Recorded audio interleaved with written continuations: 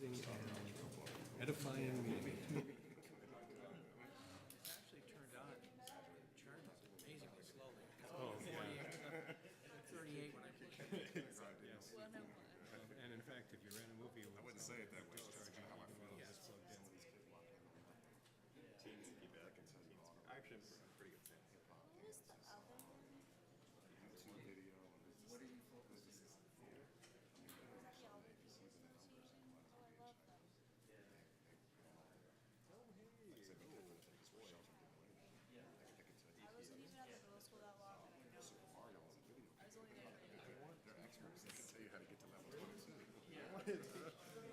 That's when I know their numbers. Actually. What level that can get to? All right.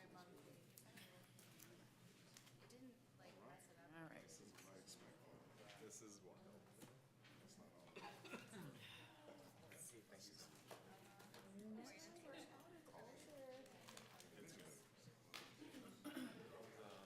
Do you want to do the board?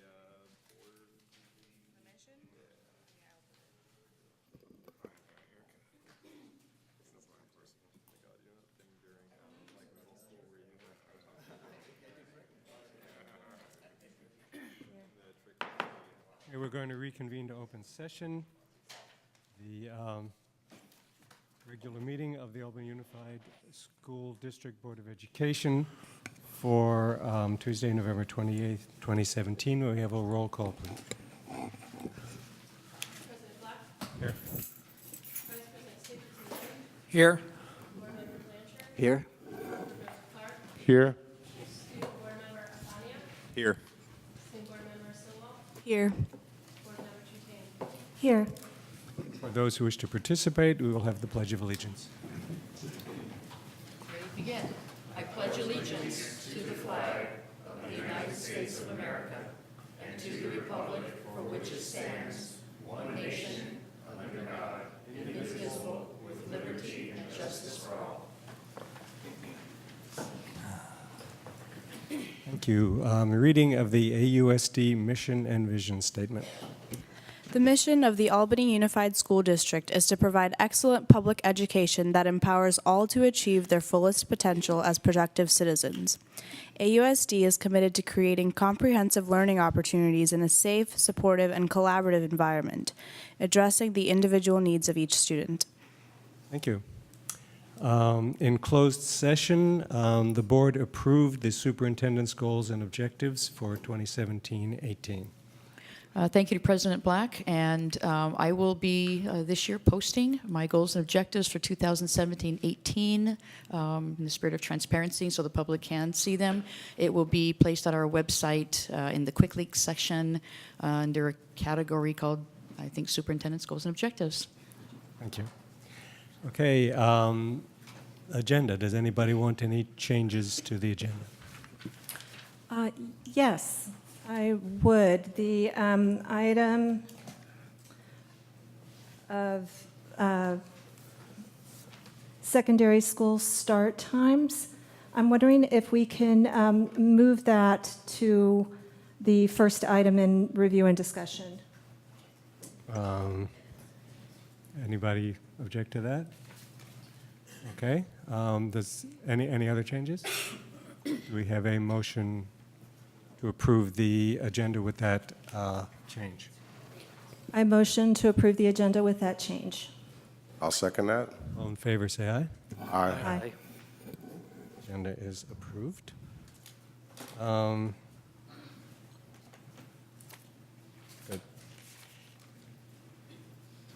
Okay, consent calendar. Does anyone have anything they want to discuss in the consent calendar or pull from the consent calendar?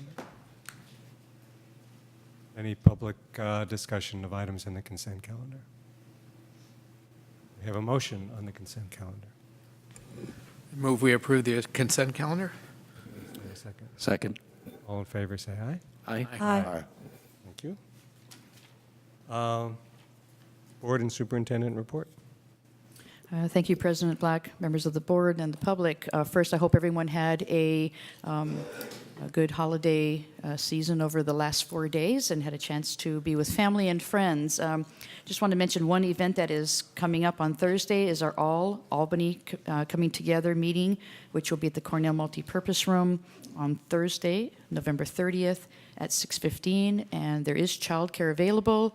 There is a link if you look at the invitations for ACT members who are on the subcommittees, and we'll be meeting there. And I also know there's also going to be a middle school PTA meeting with No Place for Hate. Thank you.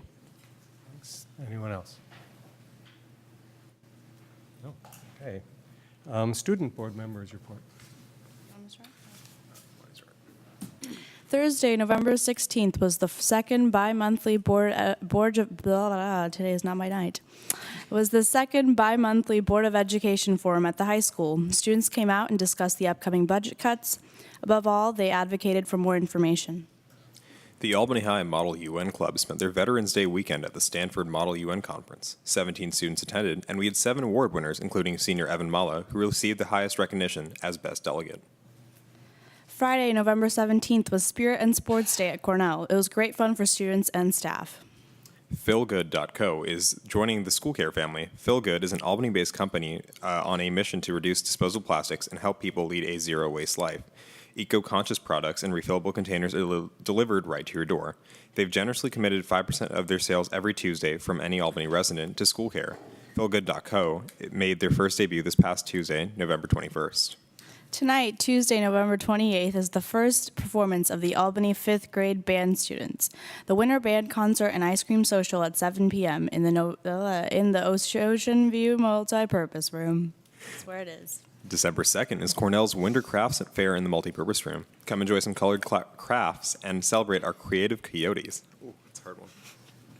Join the AHS choirs at our 10th annual anniversary and final round of Magical Delights with a delicious 4-course meal, 3-act play written by our very own singers and students, and selections of Renaissance music from the vocal program. You won't want to miss it. Shows will be Friday, December 8th, 7 p.m., Saturday, December 9th, 1 p.m., family-friendly matinee with storytelling, face painting, and juggling for kids, and Saturday, December 9th, 7 p.m. Ocean View is hosting a free family movie night on Friday, December 1st in the Multipurpose Room from 6:30 to 8:30 p.m. We will be watching Sing with pizza, popcorn, and drinks. That concludes the student board report. Thank you. Any comments or questions for the student board members? Good. We'll move on. Persons to address the board on matters not on the agenda. Oh, I'm sorry, Paul. Did you ask if the board members wanted? I thought you were asking if you had questions for them. Do you want to? I did want to report out something real quick. Oh, go ahead. Okay. Yeah, on November 20th, I met with some of the middle school students, with Miss Brill and Miss Harris, some 6th, 7th, and 8th graders to kind of go over the budget cuts that are upcoming. And there was about 20 students there, and just real briefly, I'll write some of the notes or read some of the notes, and I'll pass that on to the board as well. So they had asked some questions about what sites are the cuts going to happen at, and I kind of let them know that the decisions weren't made yet, but I was just there kind of, to ask them questions. So one of the questions was, what sites will the cuts be happening at? What programs will be cut? What percentage of our budget will be cut? They gave us some popular ideas for cuts, explained the situation with the changes in state funding that led to this, or partially led to it, whether teachers will be impacted. Do we have a history on what we have spent money on in the past? The differences in funding sources for teacher salaries and other people's salaries opposed to the construction. They had some concerns about why were we building the school if we had issues with the budget, and kind of explain there are two different funding sources, and about how many people would be affected for a $1 million cut. So I answered those questions the best that I could, and Ms. Brill and Ms. Harris answered some of those questions too. And they also expressed some thoughts about ways to help out, and I thought it was really great, some of the answers they had. They were asking about if there was other funding groups that could help to prevent the cuts. They wanted things besides programs to be cut, like the extra things like school supplies and materials, which I thought was interesting. They were thinking about their elder classmates, I guess. They said the worst thing to cut would be high school electives because of the impact on college applications. They also said that looking into ways to be more efficient with the sports programs. They had brought up buses are quite expensive, so that was something they brought up. And the last one was really cool too. They asked if there was ways that they can be involved to raise more money with fundraisers, such as more school dances. So All right. that was the report from the middle school students. Great, thanks. Kim? I also missed it when you were asking about board reports. I volunteered at the AMS Turkey Trot last Tuesday, which it was the second year that the PE department has organized the Turkey Trot. So all of the students were given the opportunity to run a long course around Cougar Field and around the whole school site. I was there for the 7th grade Turkey Trot, and there was a lot of participation. All the other students that were not in the, chose not to race themselves, were in the stands cheering.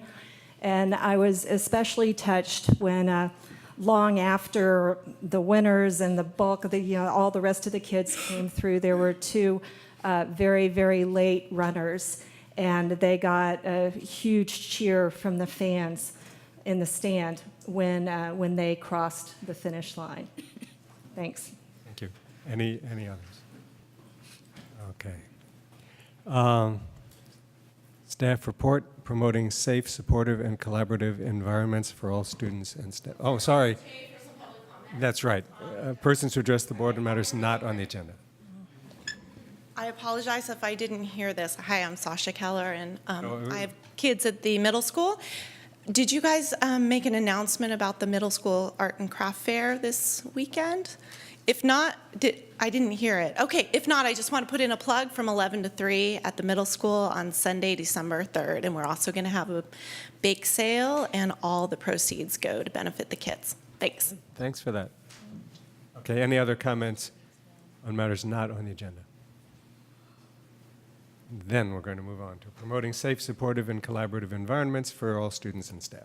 Thank you, President Black, members of the board. I'm going to turn this over to Marie Williams. Oh, excuse me, am I going to turn over to Darren? I'm going to turn this directly over to Darren McNally, who is going to do this board meeting's update on Safe Schools. Mr. McNally.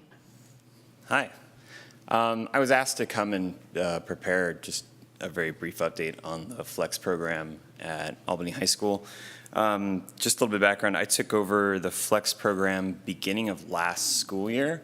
At that point, I believe it had been in existence for 2 years, and the Flex coordination is one of, I guess, kind of 3 pieces of my job.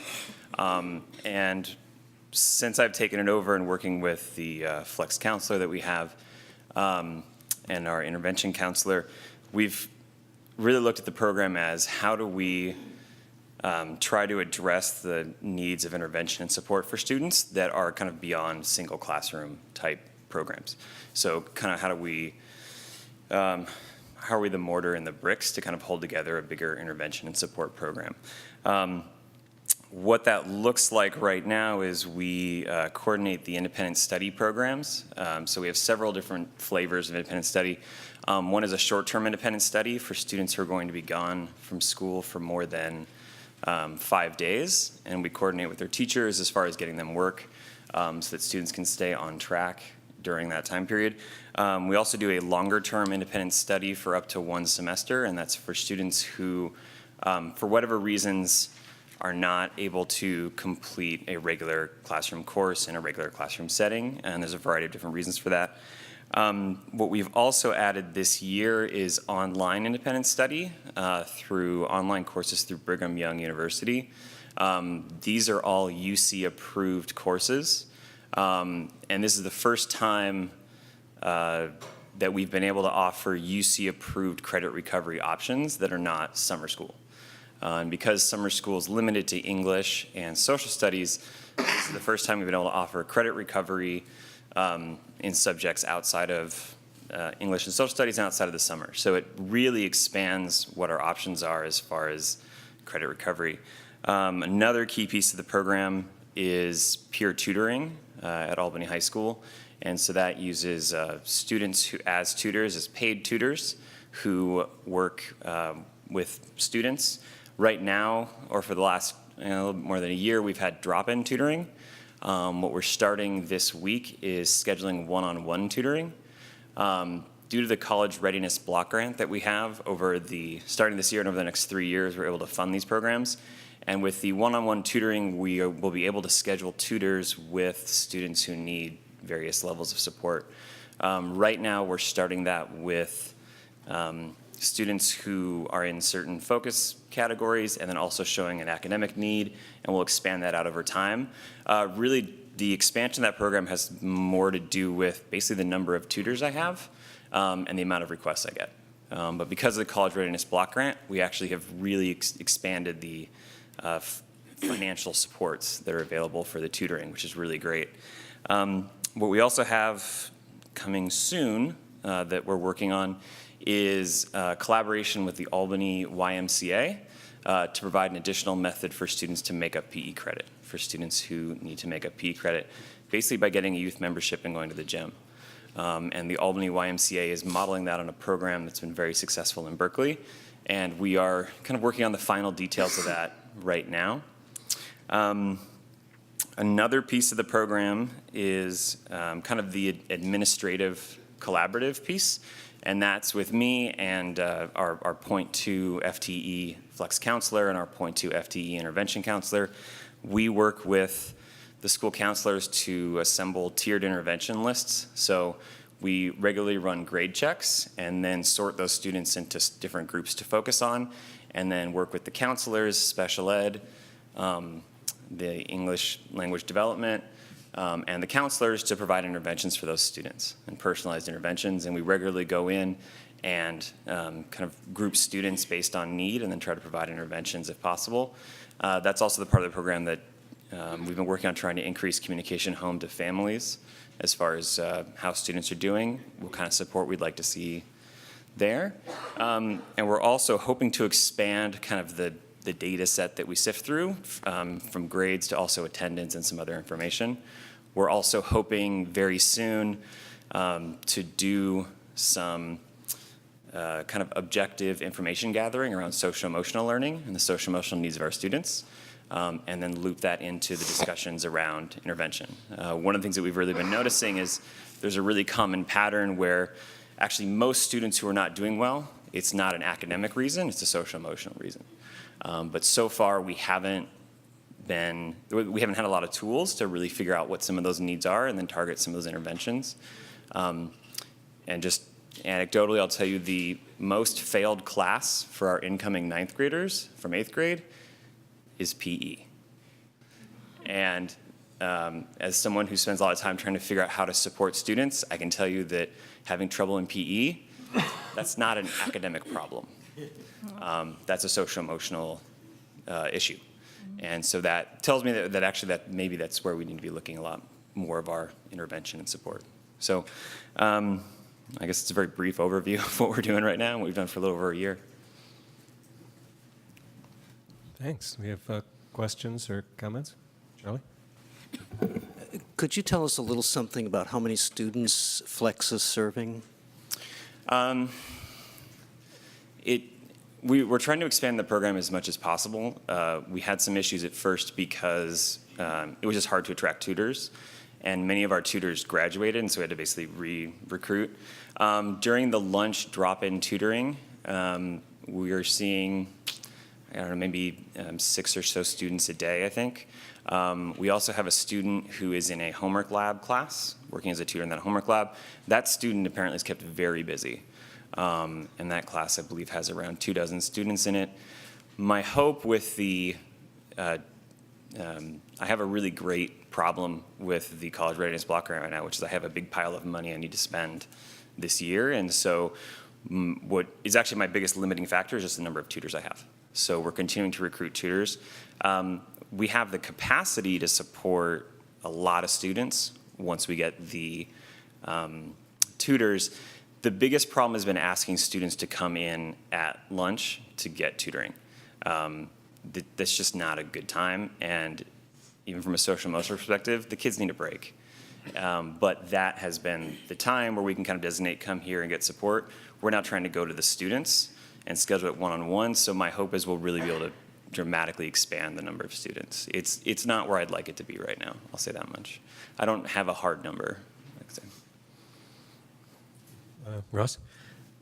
So what sort of latitude do we have in granting transcript credit for online courses? And really, this is part of a bigger question that goes on beyond Flex. I was at the last IIC meeting at the high school, and one of the presentations was by a woman who wanted to know about us granting transcript credit for German for students who are enrolled outside of Albany High, outside of the school day, to study German. It's something they're doing on beyond school, but they're mastering a language, and can that go on their transcript, and how can we do those sorts of things? Again, on beyond the discussion here, I'm wondering if we might want to agendize down the line a discussion of how to maximally reflect on student transcripts what the students have mastered. Is it something we teach ourselves? Is it something the student can do online that we can grant credit for? Is it whatever? I think opening up that might be a good subject for the board. But so we can grant credit even though the student is only taking classes at an online class from a university in another state. We can say that this is credit recovery because it's equivalent to what we would normally have in the classroom. And how does that work? The BYU courses we were able to grant credit for on our transcripts because they're all basically vetted and accredited. And one of the reasons why we went with BYU is because they have courses that are UC approved. So they actually have the UC system will accept them as full weight courses. The question of can we kind of grant credit for other things, it gets complicated, and I've looked into a lot of those questions, and a lot of it has to do with questions of kind of who's the teacher of record, ed code rules around a lot of those types of things, and the specific issue that you're talking about, I've been aware of that some, and there's a lot of reasons why we can or can't grant credit for certain things. I would love for us to have as much flexibility as possible and honor as much as what our students are doing. I see a bigger need in that area, actually not around academics, probably more around work and volunteer experience. I'd like to see us kind of formalizing ways of doing credit for that as well. We've been focusing much more on students with specific academic needs, and my hope is when that's in place that we can start honoring all the other things our students do as well. Okay. Can you give an estimate of about the number of ninth grade PE Fs? I believe the number, and I don't want to call it, I'm not calling out the PE department from the middle school. I want to be really clear about that here. Yeah. And just to be fair, science tied with them last year. I believe the number was 18. That's off the top of my head number. I'm not 100% sure of that. That's just what sticks out. Thank you. Is there a formal or informal interaction between the Flex program and Mac High? Me. I'm the Flex. My job is Flex and Mac High, and then some district level home hospital related responsibilities. Yeah. Right. So they're both kind of interventions of a sort. How Right. do you decide where to go with a particular student? The language that we've used is kind of having the idea of kind of a continuum of support and various levels of intervention, and it's one of those things where if the Flex program's really robust and really able to identify students early and intervene early, there'd probably be less need for MAC. If nothing else, MAC requires a student be 16 years old. With Flex, we focus all our interventions first on ninth graders. For that exact reason, is that we want to intervene early, and we have pretty limited resources as far as people, which is our most important resource. And so we focus it mostly on ninth graders just to try to support students when they're younger. And the advantage with that is down the road, we know those students if they come to MAC in a lot of ways. Okay, thanks. Any others? Anyone from the audience? Thank you very much. Yeah. Thank you. Okay, California School Dashboard, local indicators. Sorry? Oh, special education staffing, of course. Thank you, President Black, members of the school board. I'm going to turn this over. The board asked that the special education department bring a staff report on special education staffing, and I'm going to turn this over to Diane Marie, who is our director of special education. Ms. Diane Marie.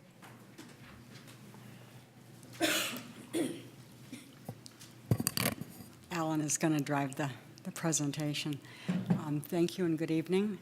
I am Diane Marie, Director of Special Education. I've been Get a here little closer to the microphone.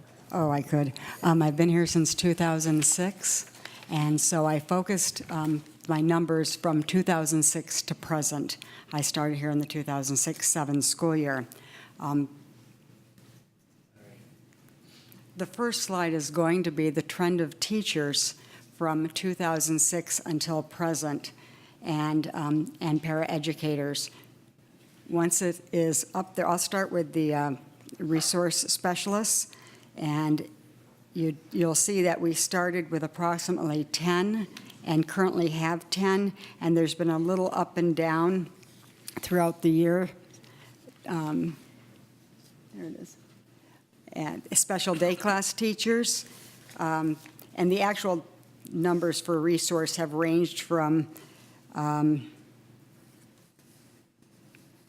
okay, that's the, or I'm sorry, the red ones there, has ranged from 10 till 11 and a half, a little bit lower. SDC teachers, again, has gone up and down. We added a program this year, so when you see the numbers next year, if I'm invited back to give a similar presentation, you'll see that we have one more special day class teacher because we added a program at Marin to address the needs of students with social emotional needs. And paraeducators, you'll see started at about, for paraeducators, and all of these are based on full-time equivalencies. So where it says 40 paraeducators, and then it dropped down to about 36, and now it's closer to the 45 mark, that is not numbers of people. That is numbers of full-time equivalency. A full-time equivalency is based on a 7.5-hour workday, and most of our paras work 5 or 6 hours daily, so they're 0.667 or 0.7, or 0.8, I'm sorry. Right now, we have approximately 70 paraeducators district-wide, as far as actual numbers go. And the next is related service providers. The green line is our speech and language pathologists, and that is 5.4. You see a dip in the last couple of years, and that is because we posted a 0.8 position, and we did not find anybody who would work 0.8, and our only applicant, actually, when we called and offered the position, and an excellent applicant, but the person said, you know, I thought it over, and really I'm only interested in a 3-day-a-week position, so I'm going to have to turn down the offer to be moved forward through the HR process. And I told Vicki, call him back and tell him we'll take him for 3 days. And he, this year, has increased up to 0.7. So now we're understaffed, so to speak, 1/10 of a person. But we certainly are not anywhere near caseload, so we're fine. The next is school psychologists. When I started, we had 3 school psychologists, and it stayed pretty consistent for a couple of years. And then we dropped down because when the district went through budget problems, my FTE was cut by 0.4. And that stayed consistent. Then it went back up 1, and that is when AB 36, when Governor Schwarzenegger left office, he redlined a bill, and it was the bill that covered the mental health for schools. Back prior to that time, if a student needed mental health support, counseling support, they were referred to AB 36, and County Mental Health did the assessment. They provided the intervention, the counseling, and then it was gone. And it became the the responsibility of the district. So at that point in time, we actually were opening a classroom for students with emotional needs at the high school, and we had to pick up the counseling that had been provided by the county, so we increased our school psychologists by a full-time person. So that's where you see the big increase. And then slowly, we got back first. I mean, it looks like a pretty big significant, but we're talking about a 0.4, and then we got 0.2 reinstated by the board, and then again, we had the second 0.2 reinstated, which brought us even with our 3.0 we used to have, and the additional person to provide the mental health support.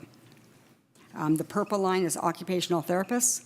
When I started, we had a 1.8 position, and we increased that in 2008-9, I guess, to two full-time occupational therapists. And I can attest that we keep them both very, very busy. They share the district, and they each have caseloads near 50. So we certainly need them both. Adapted phys ed teacher, we had one, and we still have one, and she provides services district-wide to our students who cannot participate in physical education. Recently, and again, this starts back to when we opened the class for students with social emotional needs, we found that gym, phys ed, was a barrier. A lot of our kids didn't want to dress for phys ed. They didn't want to participate in whatever it is they do in phys ed, and it was causing a lot of stress. So our adapted phys ed teacher, in addition to teaching adapted phys ed, runs specially designed physical education programs for students. And those students do a variety of activities both at or outside of school, and keep logs and check in with our APE teacher, adaptive phys ed teacher, and are granted phys ed credits. And that way they don't have to go to the classes. And then assistive technology. When I started, we had no assistive technology in-house. We were contracting, and we had an AT paraeducator, and we contracted with a couple of different agencies to provide the support. The downside of that is, of course, if a child gets 2 hours a month, this person might come a half an hour a week. Unfortunately, it's going to be the same half hour every week because they have a schedule that they follow, and they're not there when the child necessarily needs them. So by adding that position, our assistive technology specialist is here, can provide support, can help the teachers, the paraeducators, provide support throughout the school day for the children. And, behaviorist, I forgot the behaviorist under the school psychs. And the behaviorist, when I started, we were contracting with a number of different agencies. We didn't have any in-house people. And one of our classrooms, we used to run an elementary classroom for students with moderate to severe autism. And we've had 4 different agencies working with the children in that classroom. So there was not a cohesive classroom program. Everybody had their own little plan, and different ideologies didn't necessarily mesh. We had a paraeducator who had been moved out of being a behavioral para in a classroom providing support to children to the special education office, though she was still working under the job description of a behavior paraeducator. She was really doing the job of a behaviorist. So in the 2008 school year, the district made a behavior job description that was approved by the board, and we hired a person to fill that position. Social emotional is huge, and it's huge in special ed. It's huge in general ed. I mean, there are many, many kids, that Darren was talking about with the social emotional needs, and we have kids with social emotional needs from kindergarten through 12th grade. and not all of them are special ed, nor would they qualify if they were assessed and, for special education. But whether they're special ed or general ed, they're still all of our kids, and they need support. We hired a second behaviorist to help fill that need. And our two behaviorists, we have a behavior analyst and a behavior specialist. They work across the district, consulting with teachers, coming up with strategies, writing behavior plans, doing behavioral assessments and behavior analysts reports, and just supporting kids. They also consult with the principals and staff about kids with 504 plans, just kids in general ed. Anybody who is having difficulty, they do consult and work with kids throughout the district. So that is the trends of the different positions. The next page is special education students. And when I started, we had about 380, it looks like. And then we had a spike that went up, and then it slowly went down, up and down a little bit more. And as of today, we have 353 students. However, we only provide services in Albany to maybe 320 of them, something like that. The reason you see the big spike, I believe, can be attested to. We started a new program, and it was a web-based program to write and to maintain our student data system. We rolled that out my first year starting in January. And so the system was not mature. The teachers developed IEPs after individual education plans after January of 2007 into the system. So it was the next January before we had a mature system. They were not expected to input all of their IEPs moving backwards. I know very often I was getting calls, and we rolled all of the kids from the old system into our current system, which is called SACE, and I kept getting calls saying, Johnny's not in SACE. Johnny's not in SACE. So we found a lot of kids. We also found that the system that rolled up had children that weren't here anymore, but hadn't been exited out. So I believe that probably 2006-07, when they did the count, it was actually much closer to what it had been the year before, but they were just kids that we were identified and we were providing services, but we just weren't getting credit. And the thing that's important about the count, and right now my life is very busy trying to get our student data system for special ed clean, because we have a count on December 1st. And on December 1st, we get paid next year. Our funding for next year depends on the number of students we have this year. So we have teachers who are very, very busy writing initial assessments. That's when we assess a child for the first time. And we have teachers actually holding meetings on November 30th and December 1st, knowing that they need to get that paperwork in by the end of the day on December 1st, so we get paid for that kid for next year. So our funding is there. So we're working to get that system cleaned up. The next page is students, and I thought to show trends on different disabilities. And I chose, there are 13 disabilities, but I chose the major disabilities. And you'll see the blue line, well, we'll start with the purple one because it's the highest, I guess.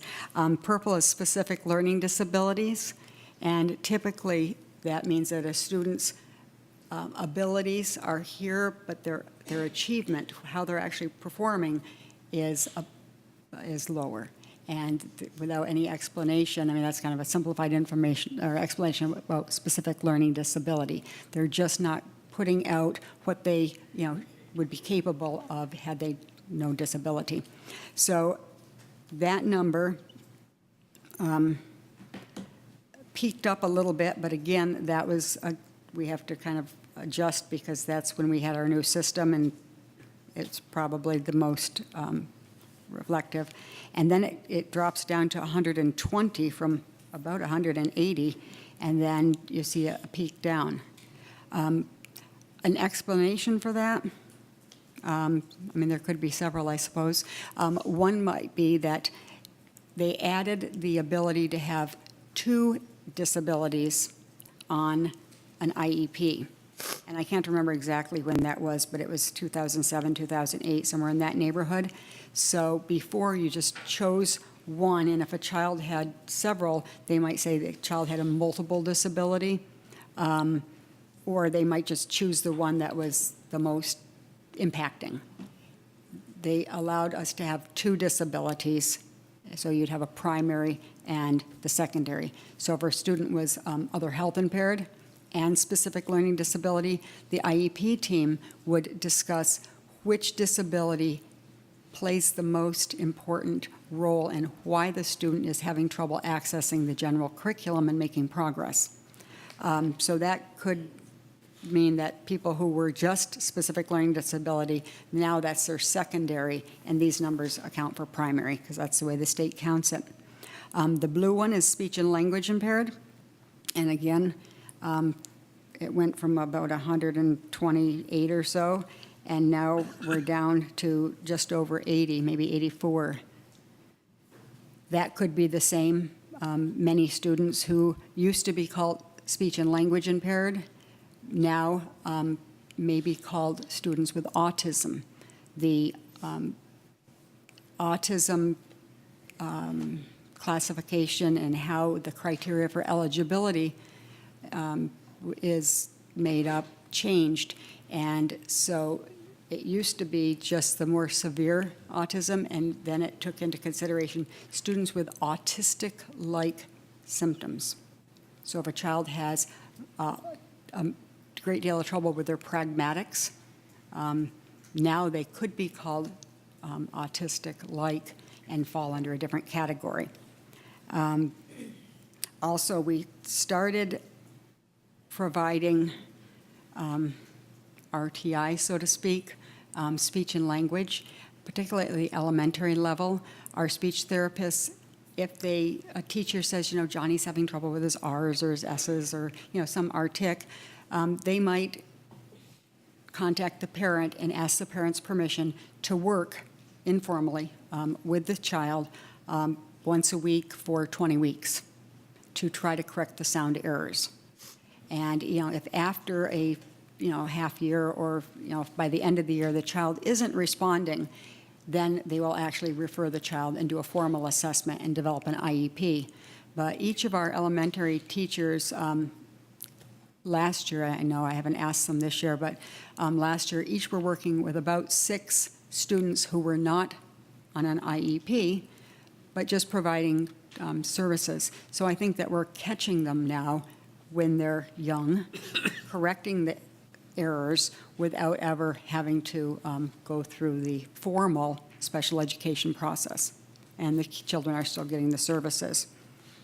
The next line is the blue line, and it's the darker blue line. They're both kind of blue. And that is autism. And again, I've explained that the numbers have gone up, and that could be because of the way the eligibility criteria changed to include autistic-like symptoms. But we went from just under 30 to 58, I think it is. The orange line is intellectual disabilities, and formerly that was, the classification was mental retardation, and that number was just above 20, and now it's just below. So even though it looks like it's wiggling, it's like only represents about 1 student or 2 students, except for the dip in 2010-11. And then the bottom line is emotional disturbance, and it was 13 in 2006-07, and now it might be 18. And that, again, is students who have more extreme emotional behavior than the other health impairment. And other health impairment, that was the green line, and that's the one that took a huge increase. It starts out in the 20s, and now it is in the 60s, or it's 60. And those are kids, I mean, it could be a student with epilepsy that affects their vitality and ability to access the curriculum. I would say that the majority are kids with attention deficit, hyperactivity disorder, attention deficit disorder, depression, anxiety, and other mental health needs.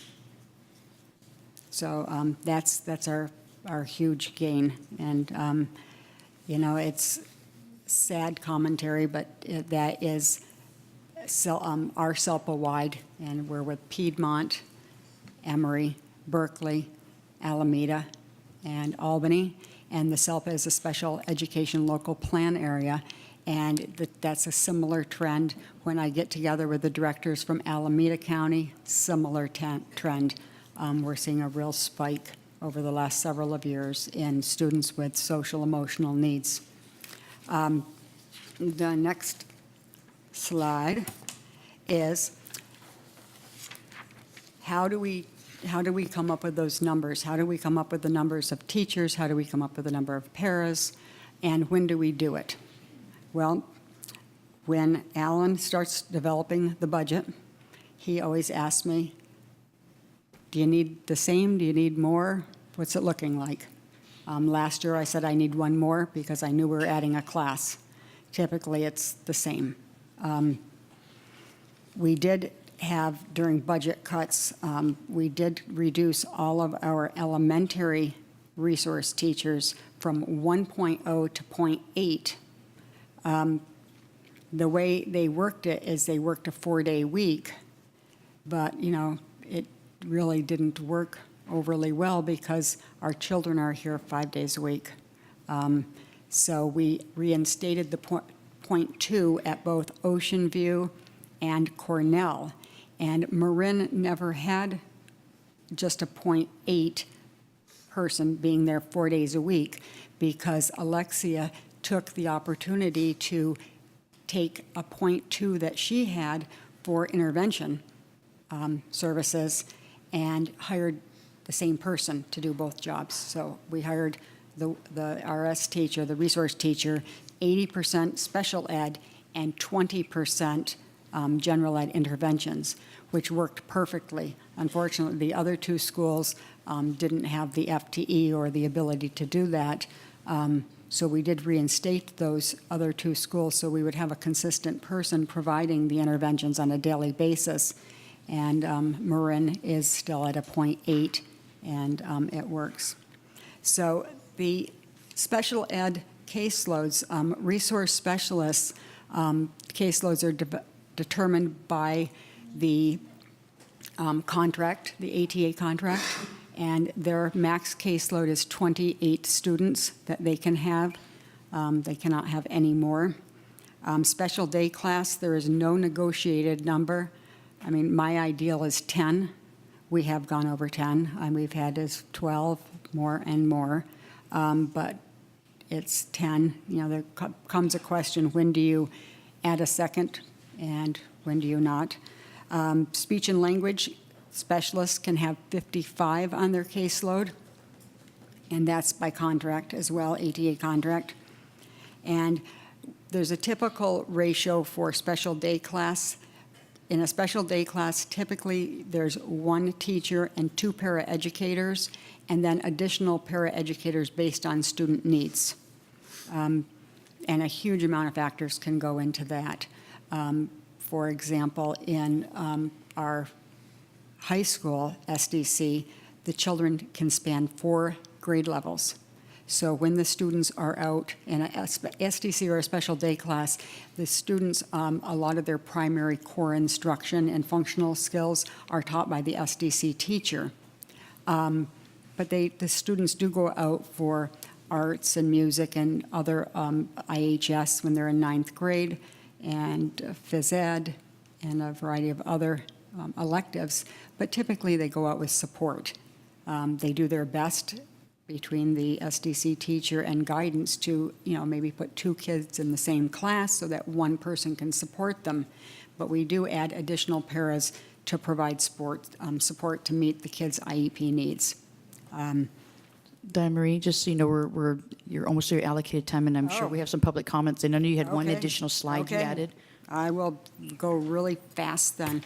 Thank you. At the end of the year, oftentimes teachers and paraeducators will give input. A teacher might say, I really need these paras back. I really think this para would work better in a resource or a special day class setting, and that, and then the paras also ask for more time or less time.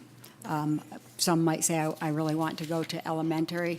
Others may say, I really want to go to the high school. So we take the requests into consideration, and then we also, now I've lost my train of thought, I can't do two things at once.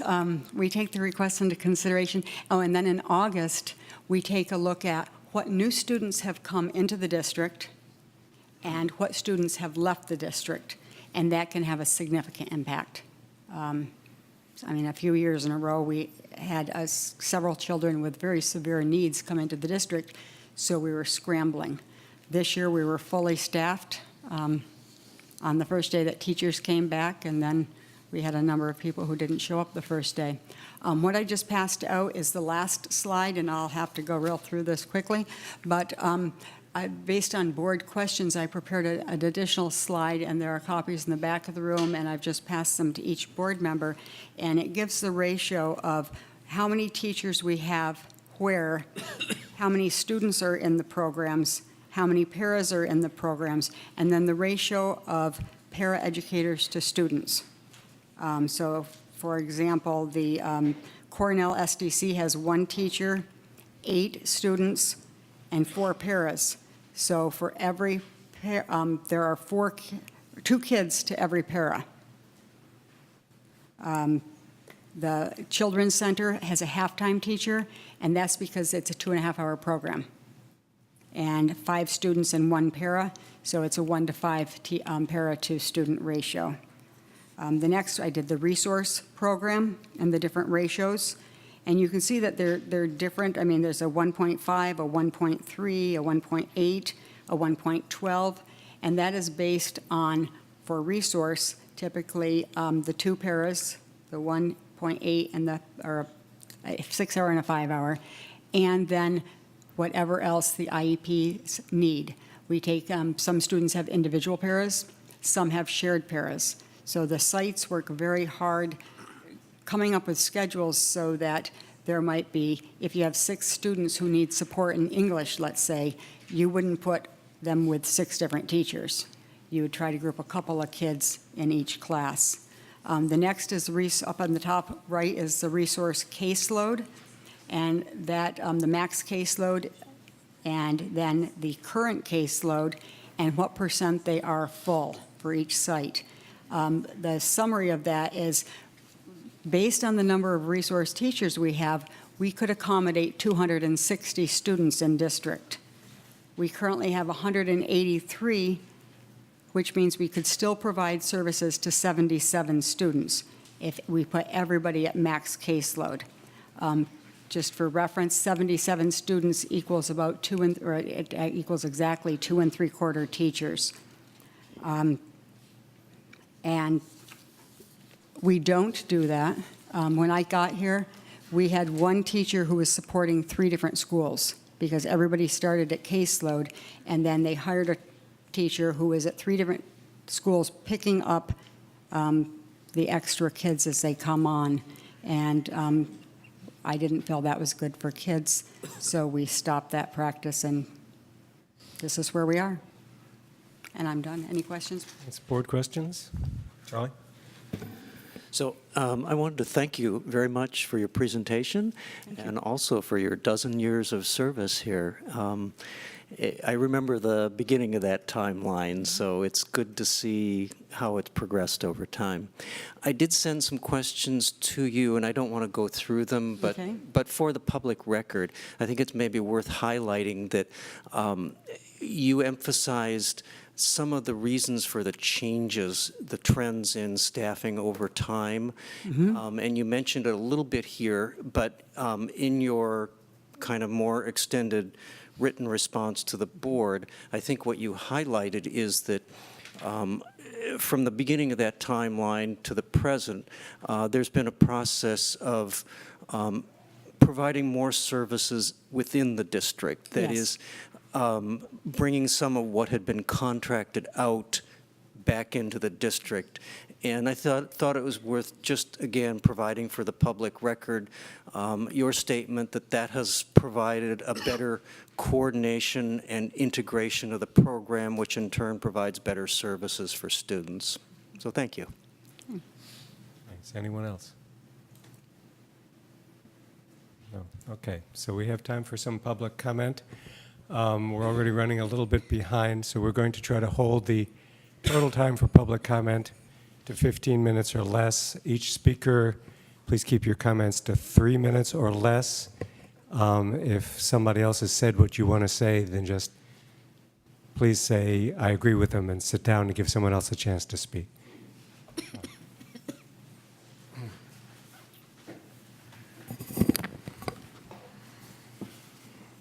Thank you. My name is Mr. Ritchie. I've been in the district since 2005. And when I started in this district, we didn't have a director of special education. And we also didn't have program specialists. Today, we have 2 program specialists and a director of special education. I'd like to pass out some notes for the board, if I may. Would you like to pass them down?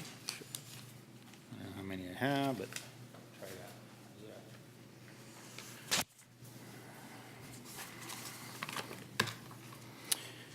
that. Before I start these notes, I'd like to say that when I started in this district, an average IEP was about 11 pages long.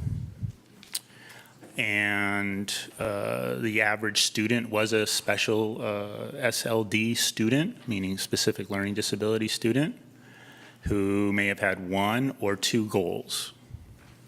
Today, my average IEP is about 26 pages, average. Outlier, 43 pages for an IEP. And the average goals are probably around 4 to 5. And I have support providers, speech, AT, OT, mental health, maybe vision services. And all those require additional coordination time. So we have a caseload of 28. However, within that caseload, the actual involvement with the student and the paperwork and the coordination has gone up exponentially. And yet our staffing in the classroom, the special ed teacher, the paraprofessional, the service support providers, has not really grown accordingly. We are being asked to do 10 gallons of work in a 5-gallon bucket. I don't mind working hard. That's what I'm here for. I get up every day to work for my students, to work for my families, and to work for my colleagues, teachers, paraprofessionals, service providers. That's what I come to work for. And what I'm finding is that we've done this now. Over here's paperwork, and I hear things like we need to write legally defensible paperwork IEPs. Over here, and over here student time, contact time, time as a teacher that I'm supposed to be helping students. I am not a paralegal. I didn't come into this industry, this career, this calling to serve my community as a paralegal. I'd probably make 5 times as much money if I was. All right? What we need to do is bring it back. Let teachers teach, let others do the paperwork. It has gotten way out of whack. And it's not just unique to Albany. I've talked to many other districts around here, many hours, finding out what they're doing. We've gone too far. We need to bring it back in the middle, okay? So I have some ideas I'd like to share with you. Thank you for allowing me the time. And I have this here for you for the public comment. I'd like to us consider something called a case manager. When I first came in the district, we had a case manager, and all they did was the paperwork. They didn't teach. They did all the paperwork, set up all the meetings, all the follow-up, all the administrative duties. And so I have here a separate person to draft or complete IEP documents for annual, triennial, transition, 30-day IEPs. This is completely separate from SPED teaching. One person per site for AMS and AHS to do only IEP paperwork, hold IEP meetings, affirm final agreed to IEP documents. A separate person for all 3 elementary schools based on total caseload from all 3 elementary schools. Having a case manager will provide more dedicated academic student support from SPED staff and provide more dedicated support to GE teacher staff to support SPED students in their classrooms. Okay, Mr. Ritchie, we can read this since we handed it out. There are a lot of other people who want to speak, so to give them some time, if you could. I will. Thank you. I'd like the public to hear this. Thank you.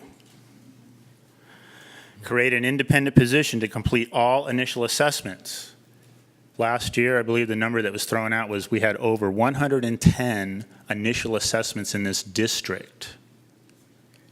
Those are very involved assessments that take a lot of time.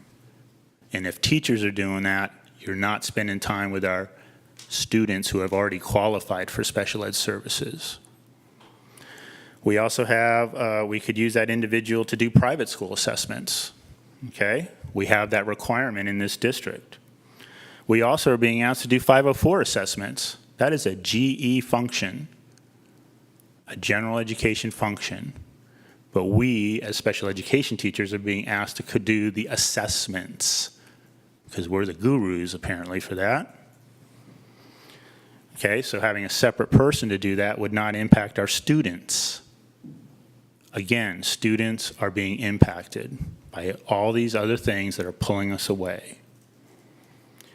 By having this independent position, it does not impact classroom support for SPED students. This provides a more streamlined process and the ability to stay current on most up-to-date IEP legal requirements.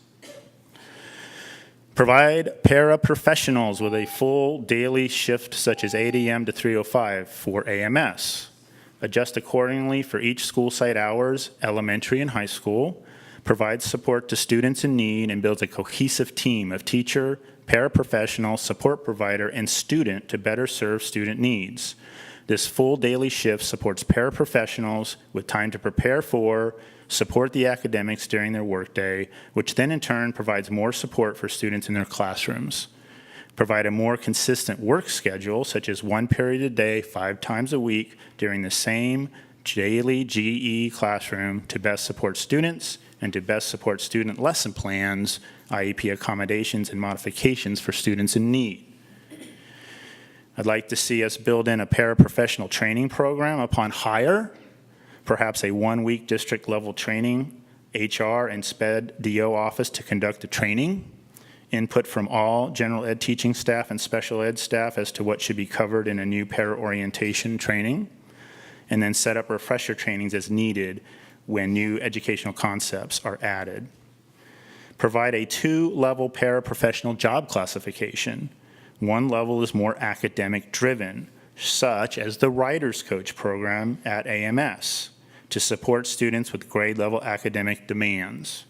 Another level is for more basic skill academics that may also require physical aspects, lifting for the job to meet student needs.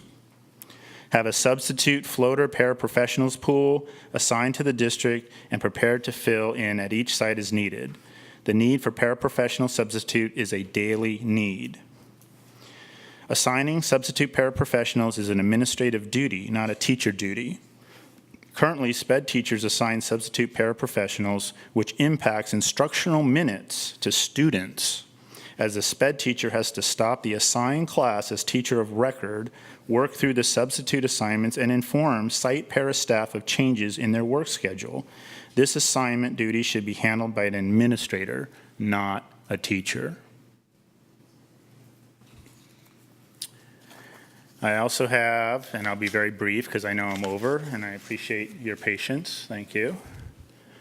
I have some metrics here. I think it would be very good to have this very transparent experience by the director to report out monthly so that our community can be involved in what's going on. I will pass this out. Thank you. So here's some ideas for metrics. Number of initial assessments assigned to SPED staff by site. For example, 5 total district-wide initial assessments assigned, 2 given to Ocean View, 2 given to AMS, 1 given to AHS, 2 due. Number of 504 assessments assigned to SPED staff by site. Example, 10 total, 504 or 504 assessments assigned, again by site. Number of private school assessments assigned to SPED staff by site. Number of total out-of-state placements. Yearly cost to the district for these placements. I understand we have out-of-state placements in Utah, I think it was, Montana, and it costs us a pretty penny. Like, I don't know, $180,000 a year? Maybe. I hear some numbers rolled around. I'd like to have us have the resource caseload by grade level. Example would be AMS, 23 6th graders, 22 7th graders, 18 8th graders, and then down the line, Cornell, Ocean View, Marin, AHS. The SDC caseload, same thing. I'd like to see number of students exited from SPED, resource and SDC. I'd like to see the number of paraprofessionals assigned by the site in the district. And I'd like to see the number of substitute paraprofessionals assigned to the district. How often are they used in a month, and by which site are they being used? Is there a trend in our district? Is one school site using more paras or need more substitute paras than others for whatever reason? These are pretty simple metrics. I think they can be handled. And I think if we did it monthly, then we could have comment from the community, our families, our coworkers, our peers on what's going on. We need to bring it back to the middle. We've gone too far. We need to spend more time with our students. That's why we're here. We are teachers first, and everything else second in this job. Thank you.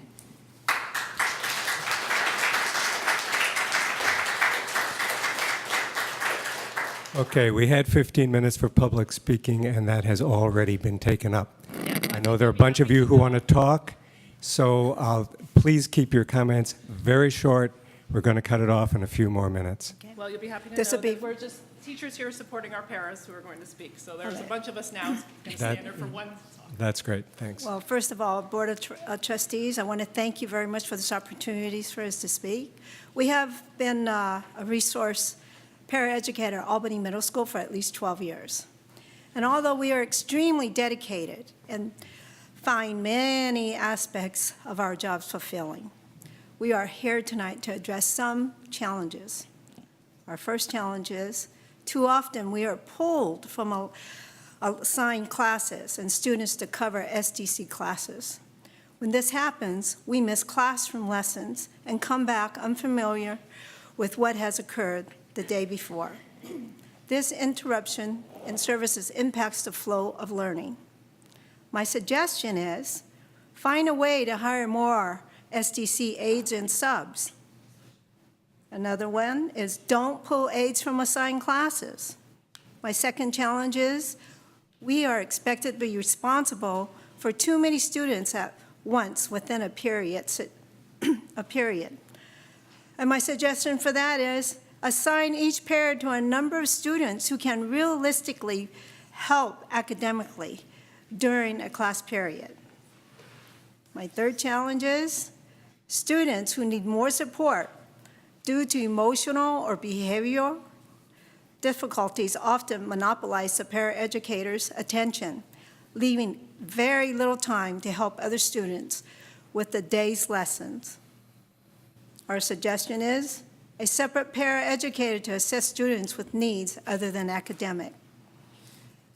And my fourth challenge is because we have to be to each class on time and help students for the entire duration of each period, we are left to find our own unpaid time to meet our responsibilities for the many administrative tasks such as documenting behavior, meeting with case managers and teachers to discuss how to best help students, copying paperwork, complying notes for students, organizing service logs.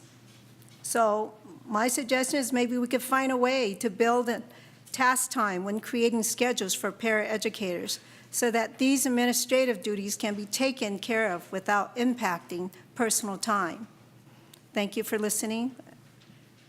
We hope you seriously consider our ideas for improvement. Thank you.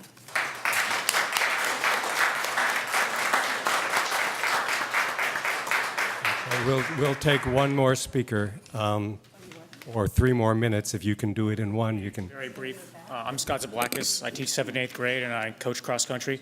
Been with the district for 10 years. I just want to say I agree with Mr. Ritchie, Mr. Packy, and I want to echo the issue with when paras are absent. It was a daily occurrence last year in my class, and it's like always a scramble to kind of find coverage.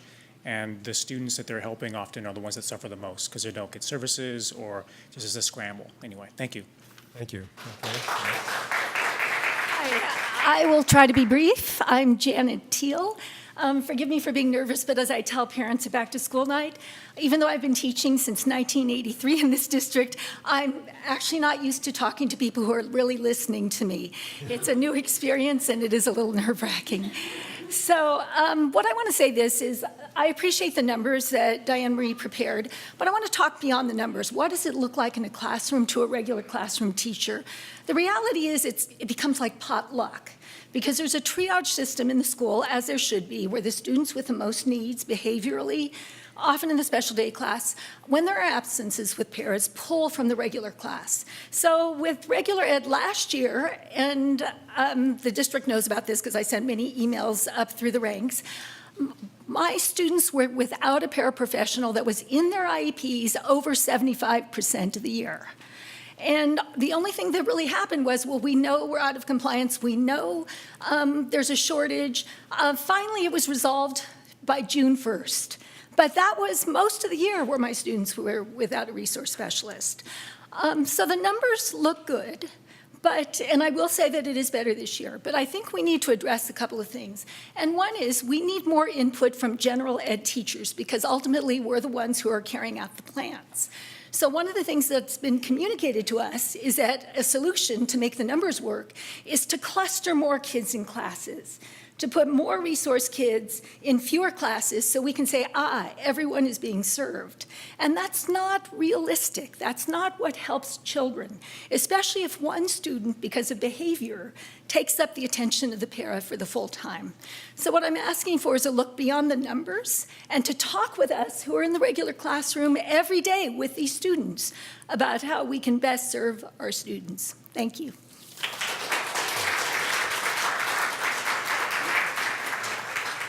Okay, last speaker. Hi, Richard Ventura Usman. I've been with the district for 16 years. I'm the special day class teacher at the high school, and I'm just going to, of course, reiterate what many of the speakers have already said, and I support Mr. Ritchie's proposals. But I think the crux of the matter for me is we need to have transparency and collaboration within the department and between the general ed and the special ed department, which I feel is not happening to the extent that it could. We're not going to solve all the problems tonight, but we do need to have a sit-down with someone who can help us move forward with the process. The other crux of the problem from my perspective, and I write about it in the little email I sent you, is that the reason we don't have paraeducators available to the extent that we'd like them to or need them to as per law is because we don't pay them enough money. We don't give them enough wages or benefits. And we really need to look at that seriously. Thank you. Thank you. Okay, we're done with this topic for tonight. I'm sorry. I'm sorry. We're done with this topic for tonight. We have other business we need to get to. There are other people to talk about. I'm sorry. I will clear the room if I have to. would you please leave? Please leave. You're disrupting, you are disrupting the meeting. You are disrupting the meeting. You cannot disrupt the meeting. It is a public meeting, and you are disrupting it. You are disrupting the meeting. I am asking you to stop. Excuse me, Mr. I'm sorry, you can send emails to the board and to the superintendent. This topic is finished for tonight. I'm sorry. Mr. Black, can I just? No, please. I'm not sure how we can ask for more time, but we have been asking to present to you. You can ask for several another months. agenda item to be put on. This is a staff report. The time was It is taken not a for a discussion report that item. took up all of the time, We're and not therefore we're not discussing having this a tonight. chance It is a to staff speak. report. The staff report is finished. Discussion is finished. You can ask for another agenda item to be put on the agenda for another night. I'm a parent, and there's a lot of parents that want to be able to speak tonight. We went to work. I'm sorry. We've been waiting for several months to be heard on this topic alone. I'm imploring all of the other school board members to please speak up. We're asking We've been waiting for months to talk. to be heard.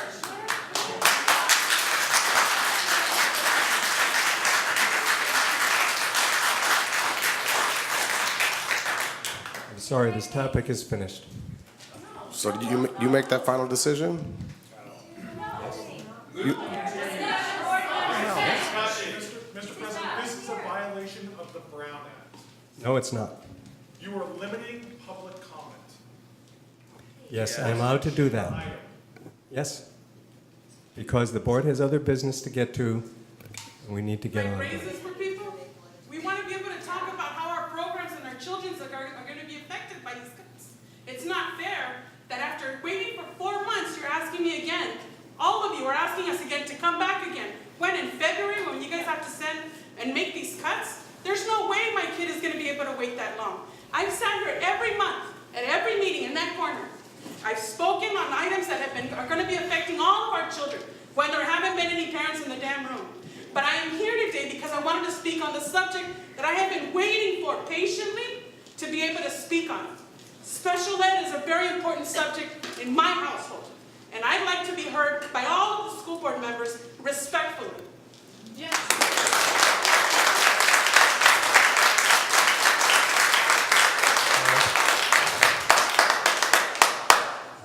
So I think the only fair way to handle this is to actually give the people who want to speak on other agenda items their chance to hear their agenda items, and then to come back to this item later in our agenda. I think it's only fair to those who are waiting on other agenda items to have their chance as well. And then we just come back again, and I'm willing to stay here for that. But I think it's not completely fair. Why are we not given more time on the agenda? This has been something we've been speaking about for months. We've been asking. It's been pushed off. Why were we only giving 15 minutes for this? But this The is other part of the way way- that the institution treats special ed and any other language necessities within the district. It's always sidelined. It's always put on the side. All I'm asking as a parent, and the people standing here, which by the way isn't a lot of people, it's another probably 12 minutes of your time. But if you're going to talk about raises or anything other than that, then I will stay here. I'll stay here as long as the damn takes. I've stayed here till 11 o'clock when we were facing the issues that were happening at the high school. But now that we're asking for special ed, you can't give us 12 minutes of your time that I've sat there for hours to be able to talk about items that were important to you. Now I want to be heard. And I'm not going to leave until I'm heard. Mahima? I know we're pressed for time, but I'm willing to listen, and I also think that, we're wasting time right now discussing this.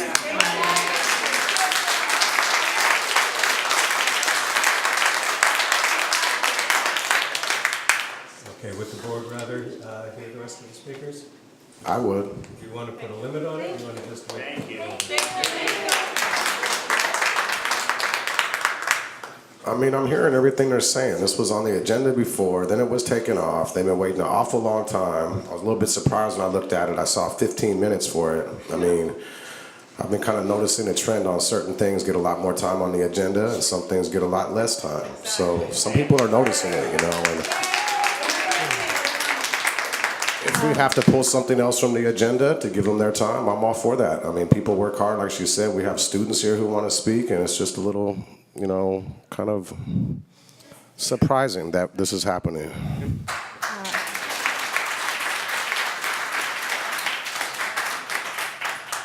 I can see both sides. I think that if we put another 15 minutes in here now, but then moved on, because some of the people here I know are here for other agenda items, and then if anybody hasn't had their chance in the 15 minutes, we could come back to this later. That would work for me. Well, let's get started and see where we get. Great. Thank you for your time. My name is Carla Jordan Swan. Excuse me, I'm a little sick. And I am a special ed teacher at the high school, and I'm actually the department chair at the high school. I've been teaching there since 2005 as well as Mr. Ritchie. First, let me say that Mr. Ritchie and I have been talking about his presentation for months now through the summer and so forth. And like you said, I want to just say I wholeheartedly agree with what he had to say and the recommendations that he made.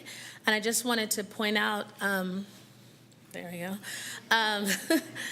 The time that it takes to schedule an IEP meeting is daunting. At a minimum, you need 5 people in the room. You need the student, the parent, the teacher, a special ed teacher, and administrator. But most often, like Mr. Ritchie was saying, we also need the speech and the school psychologist and the hard to deaf hearing specialist and so forth. And it takes hours to schedule these kind of meetings. And we have to try to do it within our workday while we're trying to teach. And it takes a lot of time. And what he was asking for, what I'm asking for, is some help with the administrative aspect of our job. We have tons of pre-paperwork that we have to do before the meeting. We have the meeting, and then we have all this post-paperwork that we have to do. In addition, I teach an English class at the high school for special ed kids, in addition to the 3 classes that I have that are support labs, where I have to work with the students, work with their teachers, find out what they're working on, and help them with their projects and so forth. And in and out of that, I'm supposed to also schedule meetings, hold meetings, and then do all the administrative part of it. And it has, like he has said, it has skyrocketed over the years. I currently have 27 students on my caseload. Like Diane Marie said, we can have a maximum of 28. I've never had this many kids on my caseload, and I've been here since 2005. And the needs of the students have seemed to have skyrocketed. When it says OHI, a lot of time that means ADHD students, like Ms. Teal was saying, students that just pull and need a lot of attention. And I actually, those are my best kids. Those are the kids I love working with, because I can connect with them. But it's hard to connect with them when there's 5 of them in the classroom, and I have to email the teacher about such and such and try to contact a parent. So I just wanted to emphasize, like what they were saying, the numbers on paper don't really translate to the amount of work that we're required to do. Thank you for your time.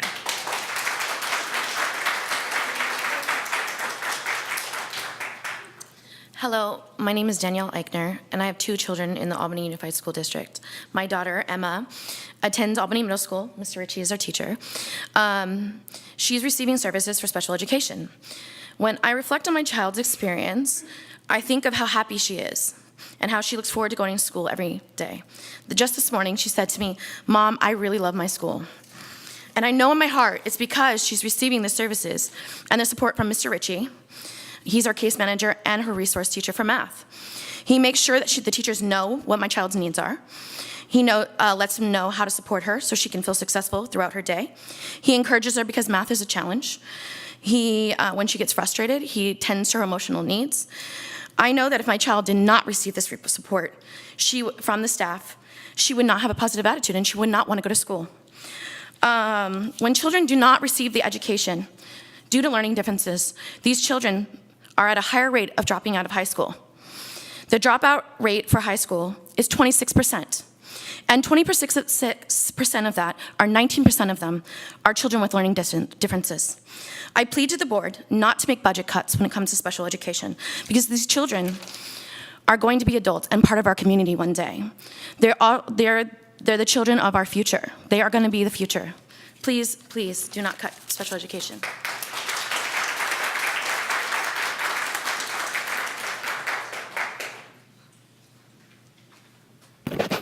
Hello, everyone. My name is JJ. I graduated last year, class of 2016. Quite a few in this room know me, like Mr. Ritchie, Mr. Knight, Ms. Shaney, who I haven't seen in a very long time.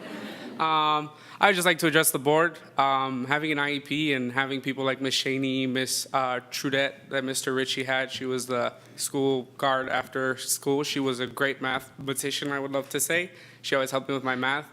Doug, everyone I can practically name, all the para-educators that helped me were great and amazing people. Ms. Shaney would always make me laugh, and she would make fun of the Dodgers because I was a Dodgers fan. But having people like that in the room when you're trying to do your math homework or English or whatever needed, they're the ones there to help you. They're an extra helping hand because teachers, I mean, sometimes like in class, Mr. Knight couldn't always focus on me. He had a bunch of other students. But if I were to go to Miss Swan's resource room, Miss Tobes would help me with my math homework or history. I needed them. They were there. And I think now, being a BCC, looking at people like Ms. Shaney, Mr. Ritchie, Miss Swan, people here, the teachers in Albany, they're the people that catapulted us in IEPs and special education. They helped us catch up to everybody else that doesn't need it. And you know what? That's something that we need. They need that funding. Please don't make the cut. I mean, just look at me. I took my gap year, love talking about it, and I see Ms. Shaney and everybody, and it's making me emotional because I haven't seen them in a long time, and they're people I really care about. They're my teachers. They're people I like to say they're my favorite teachers. But yeah, I feel like Albany has helped me grow as a person and helped me realize that ADHD does not hold me back, and that Ms. Shaney has helped me figure it out, or Mr. Ritchie, or Ms. Swan, and whoever else. So please don't cut that funding.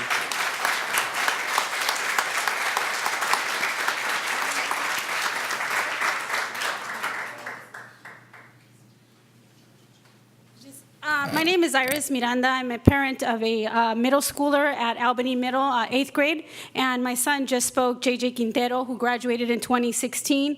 He took a gap year, went to the Knowles Leadership School in Wyoming, backpacked through Colorado, Wyoming, was in Utah, in the canyons, in Vegas, through the desert, and also went to South America. But what he took more than anything from having been an IEP student and having been diagnosed with ADHD was that he could do anything.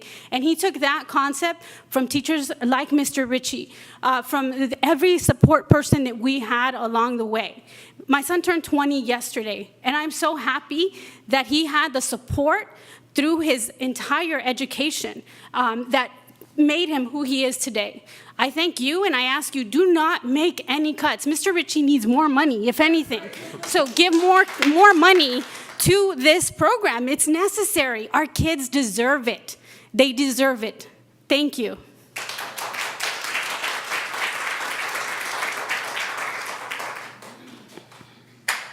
Oh my God.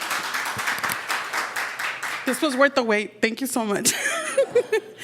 So I want to remind everybody, I'm here on behalf of my son, Joaquin Rubio, who's a middle schooler at AMS. And he sat in his first IEP meeting not too long ago, and was so eloquent about what he needed as a person and being able to work with the services that he had. And I was incredibly proud of my son, that he was very outspoken and knew what he wanted. I want to be able to remind everybody here that special education is general education students first. It's not for our children to be put on the side. They're not deserving of only 15 minutes on the agenda. They're not deserving of only a few or little programs, time to get 20 minutes every other Tuesday. Our children deserve more. But 75% of Albany students are served primarily in general education, with either push-in or pull-out support as needed. It's important that we not silo off or segregate our special education students. Because we don't have the funding, we need to support them in the general environment instead of asking them to sit on the sidelines and watch everyone flourish. The other thing that we need to emphasize on, and that we're asking the school board, is that you're either gonna pay now or pay later. And what I mean by that is when you leave students to struggle for too long, parents start finding attorneys that will make sure those attorneys secure services that they needed from the onset, starting in elementary school. For those attorneys to sue for private school placements as residential treatment, which there was mention of how much we've had to spend, over $100,000 annually for some of these students and the treatment. It is far more humane and more cost efficient to identify students early and serve them through early intervention before they fall apart. Everything falls apart for them academically. As a parent of a student that has an IEP plan, I can personally attest to the fact that support staff, parents like this gentleman who I have yet to meet and shake his hand, Joaquin, has my son's name. If anyone ever sees him, please point him out to me so that I can shake his hand. My son is excited to have what's called in Spanish a tocayo. And what that is that somebody that has the same name as you and you can identify with that person. You see, my son came from a very depressed when he started being identified for these services. He was very depressed. He did not want to be on this earth. And as a parent, it made it very hard to hear my third grade student, my third grade baby, tell me that he did not want to be here. It takes really, literally a village. And I thank you as a parent, and I know that a lot of other parents that would want to be here tonight can't. They're having a second job, they have obligations that they can't leave their children by themselves. But I thank you. And I ask the school board to please consider not making these cuts, but instead fermenting more and adding more staff to it. It's ridiculous that in this time, paras are earning only $15 an hour, and they're not being offered full-time work when they're doing full-time work. As a union president, I can tell you right now that I would never expect any of my staff or any member I represent to take the job of 2 people and receive the salary of 1. This is embarrassing that in AUSD, where we are more paid than Oakland and Berkeley superintendents, that those people are having more in salary. And my suggestion is that when staff are being changed at different campuses, when they're pulling someone from middle school back to the high school, that you please tell our families, please inform them, because our children have established a trusted relationship. So when you move someone from the middle school to the high school without any notice to our kids are like, what did I do wrong? Why did they move that person? And I understand for some of you who do not have to deal with this on a daily basis in your own households, it's hard for you to understand. But for children like my son, it's hard for him to trust people immediately. And it takes more time in our homes to be able to work with the new person that was assigned to our child in order to get that service. Our special ed staff is inundated in paperwork. This district needs to consider a new model. For example, the special ed district director should consider having a case manager instead of a director. So that way we can use those funds to be able to pay for an actual case manager at the schools that are very much needed. Or ask you to go be a case manager at one of the schools, whichever works. When paras are out sick, the remaining paras are being pulled in 4 different ways. I see this personally at the school because I spend a lot of time there, where children that need one-on-one para is being asked to take 2 or 3 more kids on. That's an incredible, enormous job. If that child becomes injured, it's on the district that there weren't enough people staffed. There has to be some type of on-call service that these workers that are paras will get paid a little more, that they deserve that pay, but will also know what their schedule will look like so that they can be guaranteed that. It's only humane to be able to do that. Paras should have a full-time schedule. They should not be allowed to have to play catch up on every children that they're being introduced to on a daily basis as it changes so much. We should not be spending Albany Unified School District resources on assessment for private schools. It makes absolutely no sense. And this is why I mentioned that you can either pay now or pay later. And finally, the caseload should be done by grade. And the reason for that, and I'm not an education expert, I don't have a PhD in any of that. I'm only speaking from a mom's perspective, and that should be sufficient enough as official. I can tell you that children who start out in 6th grade with their teachers, their caseworkers, and follow that throughout 8th grade allows our children to be able to grow. And there's someone there that has continuously seen the strengths and what our children's really challenges have become and what they've grown out of, that they don't need that additional service. But because we fail as a district to continue to identify this child has already graduated, they don't need this service, we can offer that service to someone else. We're spending money that isn't necessary. And instead of hiring more staff, instead of a 0.2 that Marie pointed out so well, or a 0.4, you can't pay a damn mortgage on 0.4 or 0.2. You can only do it on full time. So I want to thank you, not you, Mr. Black, but everybody else. Thank you for at least allowing me to say my piece as a parent today. Thank you.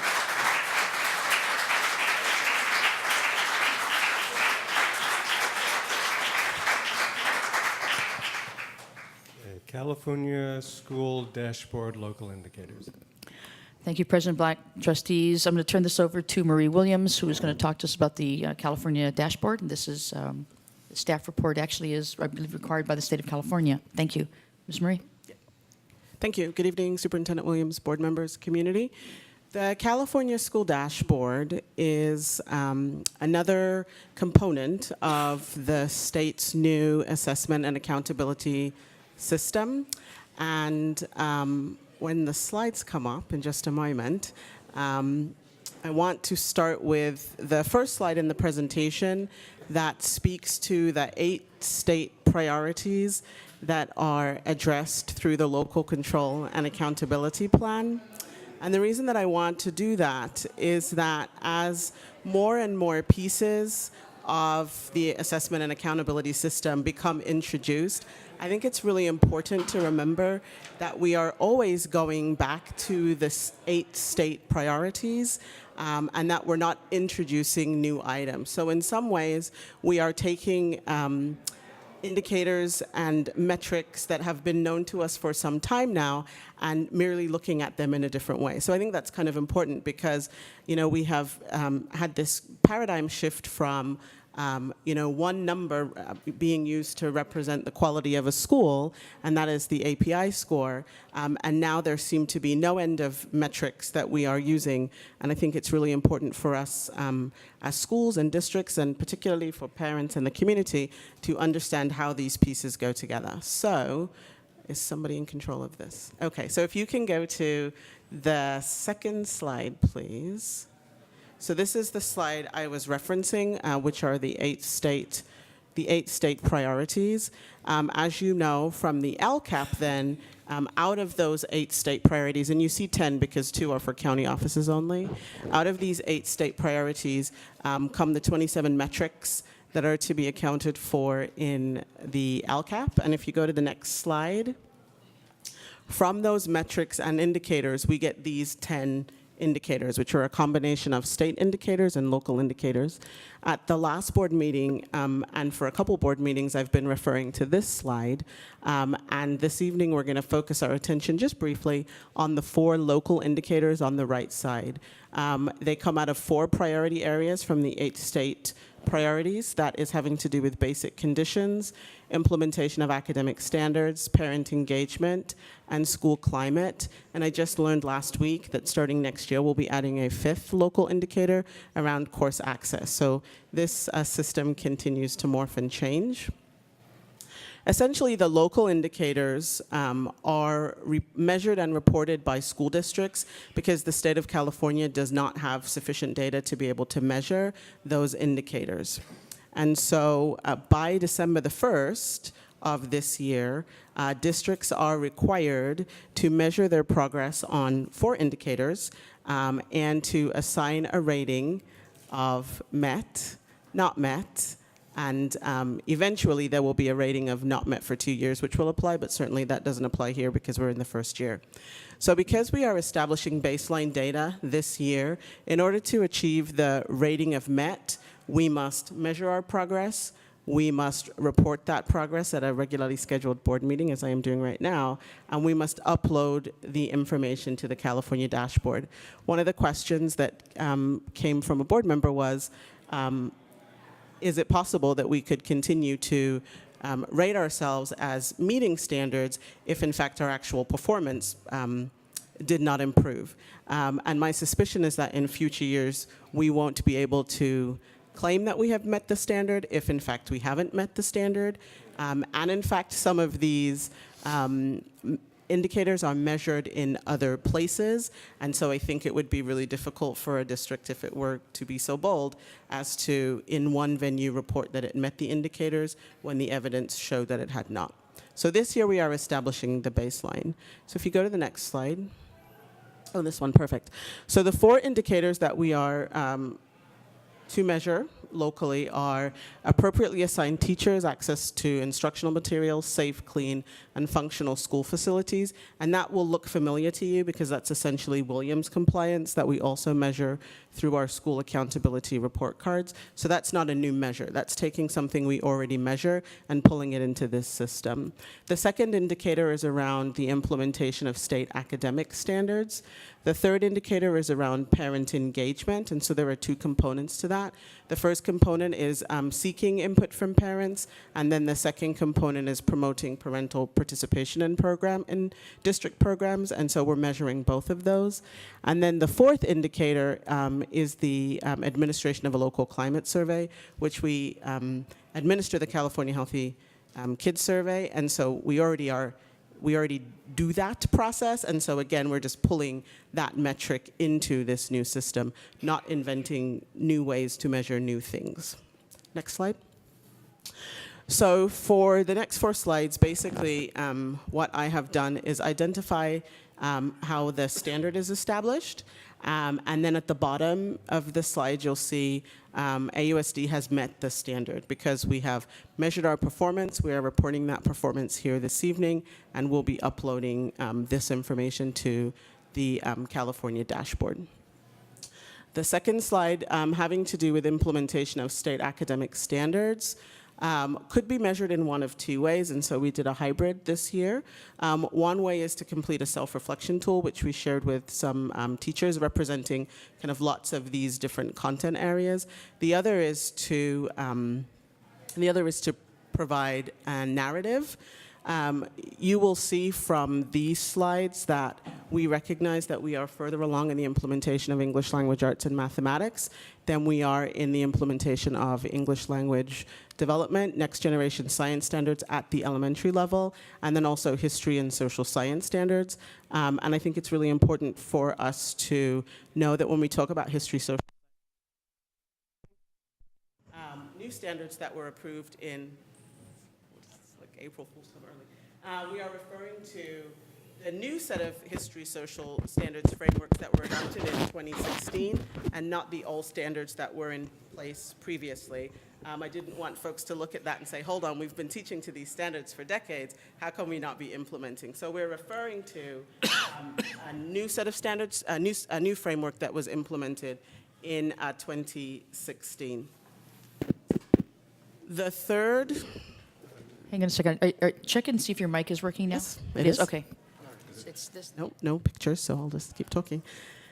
The third, the third indicator, thank you, is having to do, again, with seeking input from parents and then promoting parental participation in programs. Again, here we had the option of administering a survey, which I'm going to talk about at the end in terms of next steps, or kind of gathering our own metrics. And so I think that we would say that we have lots of examples of ways that we seek input from parents in decision making and or promote parental participation. And so we say we have met that standard, but we recognize that we can improve the manner in which we do that in subsequent years. The last indicator is around the local climate survey. And so for this, particularly, they want you to look at student perceptions of safety and connectedness as measured through the California Healthy Kids Survey.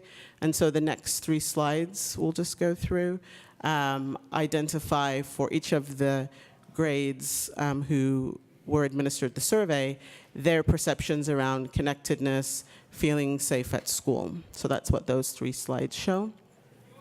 So the district has this year, in its first year, met the standards for each of these 4 local indicators, and we'll be reporting that to the dashboard, and this information will become public in the coming weeks. There are some areas, I think, in which, as we think about future years, we can improve the manner in which we measure and monitor our progress in meeting these standards, particularly in the areas of the second local indicator around implementation of academic standards. We recognize we have work to do in implementing the standards, but I think another component of this is also wanting to think about refining the process for gathering some good input in terms of perceptions and information from teachers about how we are doing implementing those standards. So we need to implement the standards, and then we need to design a good system for getting input from teachers about how we are implementing those standards. And then the indicator around parent engagement, while I think we've got lots of really great examples of ways in which parents are brought in and their input is sought, and we involve them in decision making and or ask them to participate in programs in schools. Again, I think we want to think about, is there a way to be more systematic about gathering input from parents in a more general way, so that parents who maybe are not serving on committees, or parents who maybe don't have opportunities to go to all the programs, can still give us input that we can measure and monitor. So in terms of kind of suggested next steps, I think we would zero in on how to get good data around the implementation of standards in addition to implementing the standards fully, in particularly science and history, social science, and then looking at ways to get quality input from as many parents as possible in terms of that engagement piece. So that is my report in as brief a manner as I could provide it. And if you have any questions or comments, I'd be happy to take those now. Board questions? Kim? Well, Albany's been up on the California dashboard for some indicators, for some of the state indicators since last spring. So I think that we were one of the pilots, or so. Is it only the 4 local indicators that are going to go live? Is there going to be any update of the state indicators in December? Excellent question.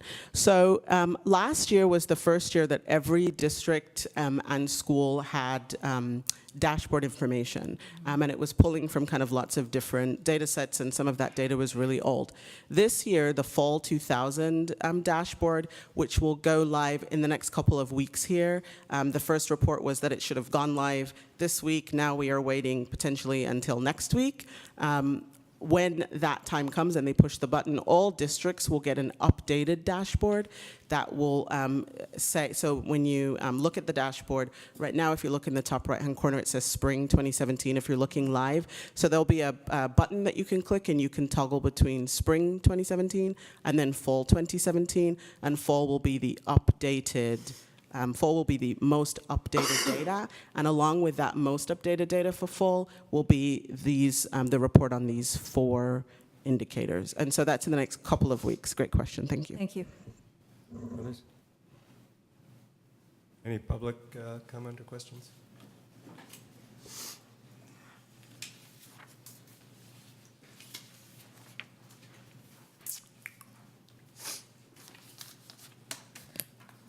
Marie, you mentioned there's another indicator that's going to be on there. Can you repeat it again? That indicator is having to do with course access. And so that is about the courses that particular students are enrolling in. So that dashboard, that particular indicator will be for next year. So we'll just be learning about it this year, but that will be one that comes on board for the next time we publish. 19, yes, fall? around the same time next year, yeah. Okay. For the academic ones, I saw you just had science and math. When is history, social studies going to be put on there? Because you know there's an issue. Right, so what we are reporting in the dashboard is that in the areas of science, particularly at the elementary, and then also history, social science, we need to do two things. We need to develop some plan in terms of a timeline and process for implementing those standards. So for history, social science, as an example, a team of staff from Albany will be going to a rollout session that's in December. And so we are just beginning to attend that professional development and learn about how that framework will be rolled out. So this time next year, we will be able to report on a year's worth of progress. But you're just only going to this training, but when is it going to be implemented actually physically in the school? Because right, so attending the training is a first step, and then after we come back from the training, then we would have some sense of how then we would take that information to develop a plan that can be implemented through the rest of this school year and then into next school year. okay, thank you. Any other public comments or questions?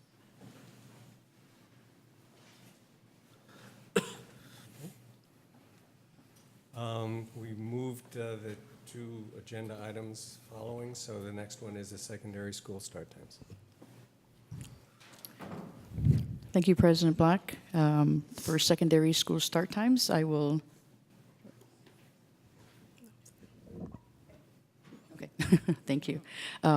So for secondary school start times, this was asked to be brought for a review and discussion item of the board, and I'm going to turn this back over to Marie Williams. Ms. Williams. Okie dokie. Thank you again, Superintendent Williams, board members, and community.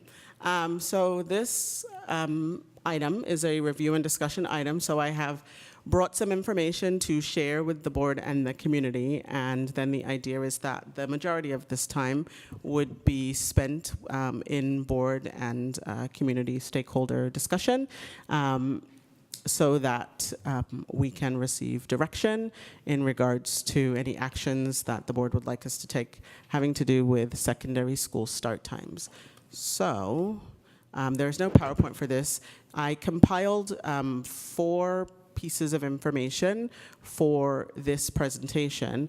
And the first piece of information is I invited Shelley Wall from Albany High School to come and talk about the history of the change to the school start times at Albany High.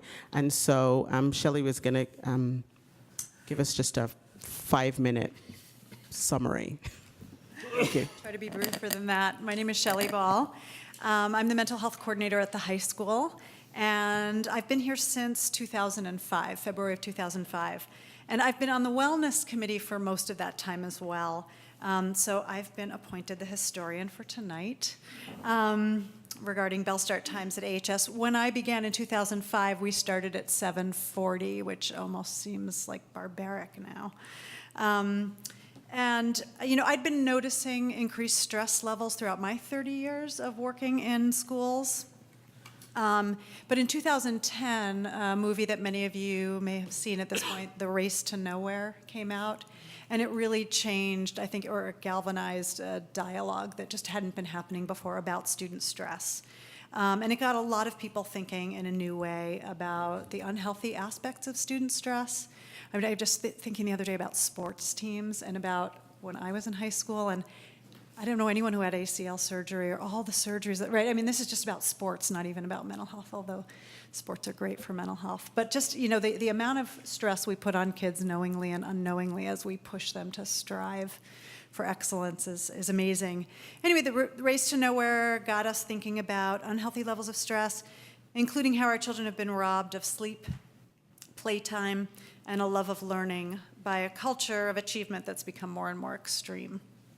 So the Wellness Committee back then in about 2010 took note and began a process over the next 3 years of examining how Albany schools might be able to shift unhealthy stress levels. So in 2011-12, we had a team of probably 8 or 10 of us, some board members, students, administrators from, I think, all 3 levels, definitely middle school and high school, all heading down to Stanford or having a consultant come up from Stanford to meet with us in a program that they have called Challenge Success. And that program, so we signed up for a year, maybe 2, and it was designed to allow us to begin imagining changes we could make, all of which are free, by the way. I hear all these budget discussions, that would lead to reductions in unhealthy stress. And we at the time took on just the bell start time. There's so many more. I know the district is thinking about talking about calendar, which is a well-known way of reducing stress. I would love to talk to any of you at any time about all sorts of free things districts have taken up all over the country. So we did the challenge success, and simultaneously that year, the Wellness Committee, because this became our focus, brought in a 4-part lecture series, some of you may remember it, to the community. It was at the Albany Community Center, and we had talks about stress generally with a focus. I think 2 of the 4 talks were on sleep. And Dr. Mander, who was at UC Berkeley's sleep lab, first spoke to our community at one of those talks, and that's where the idea first became sort of well-known in our district, and I think it was becoming more well-known in the country, that adolescents have a biological shift in their circadian rhythm, and about 80% of them would prefer, because their bodies would prefer, to go to bed around 11 or 12 and wake up around 8 or 9. And there's just nothing we can do about that shift. It's about 80%. There are 20% of kids, I see them now and again, who are like, I love getting up at 5. It's my best homework time. But for most of them, their bodies are just naturally shifting. And that is also the time back here in 2011-12 that we began to just hear about the vast amounts of scientific data on the impact of sleep, which I'll get to in just another minute. 2012-13, we had a year-long process of getting stakeholder feedback at the high school. So we had parents and students and teachers and community members and sleep and police and what would it do to the streets. And we changed our high school's 7:40 bell start time. We invited Dr. Mander to speak with the community, and in 2013-14, the Wellness Committee recommended that we move from 7:40 to 8:30. And the high school at that point moved from 7:40 to 8, and the data was so clear, even just at the high school around attendance and things like that, that the next year they moved from 8 to 8:10, and we'd still love to see those 20 minutes. It's really hard with a 7-period day. In 2014, so just a year late after we moved our bell start time, the American Association of Pediatrics recommended that no middle or high school should start before 8:30. This again is based on the physical and physiological data that we know of. And then this past spring, a bill, and it was pulled when the sponsors realized that it wouldn't have enough support in the California legislature to prohibit any schools, middle school or high school, from starting before 8:30. I know it will be reintroduced next year. So last spring, now in the time of our superintendent, Anne Marie Williams, we brought Bryce Mander back to the high school on the rainiest torrential night I've ever seen in the Bay Area, and the room was full, or 80% full. It was incredible. He came in, he spoke about his sleep and neuroimaging lab. He's been at the forefront of the research on everything, sleep and sleep deprivation, and we know that teens are predominantly sleep deprived. On cognitive capacities, emotional regulation, school attendance, physical health, memory, learning, and driving. Driving is the one thing that pulls in even those who don't have teenagers, and suddenly there's a communal call to action. In districts that have moved their bell start times later, there's a reduction in teen car accidents, and of course that impacts the whole community. So suddenly school times seem relevant to the whole community, which is great. So far, I think the greatest obstacle here has been that probably parent and student resistance to going any later than 3:36. We really were able to tighten a lot of minutes. There was a lot of minute counting in the days when we were trying to move the start time. We're at 3:36 as a late start now, and it's difficult but possible to do it with a 7-period day. It would be toughest on the parents who have their kids in an activity that starts at 4. I think that's the main objection.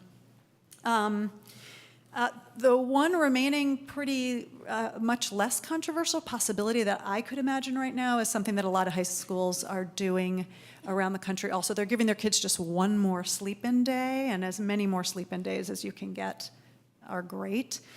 So for what we could think about doing, and I think we've thought about it in the past, but we haven't had the will to overcome the obstacles, is to have the staff meeting, rather than being at 2:30 on a Wednesday, be at the 8:10, the one day a week, so the students at least could come in for 9:45 or 10 o'clock that one morning a week. So that's probably the one thing, you know, again, a free solution, probably easier to do than to move the whole day, but that's the history. Thanks. Thank you very much. So Shelley kind of referenced the other pieces of information that I prepared for you. One is the information about Senate Bill 328 that would have prohibited middle and high schools from starting before 8:30. And so I just placed here for you information about supporters and then those that were opposed to the bill, so you can kind of see the two different arguments that were being raised as far as this issue goes. You know, in terms of the opponents of the bill, I think essentially it kind of came down to this idea of local control, and that districts should you know, use their local decision-making processes to make changes to start times.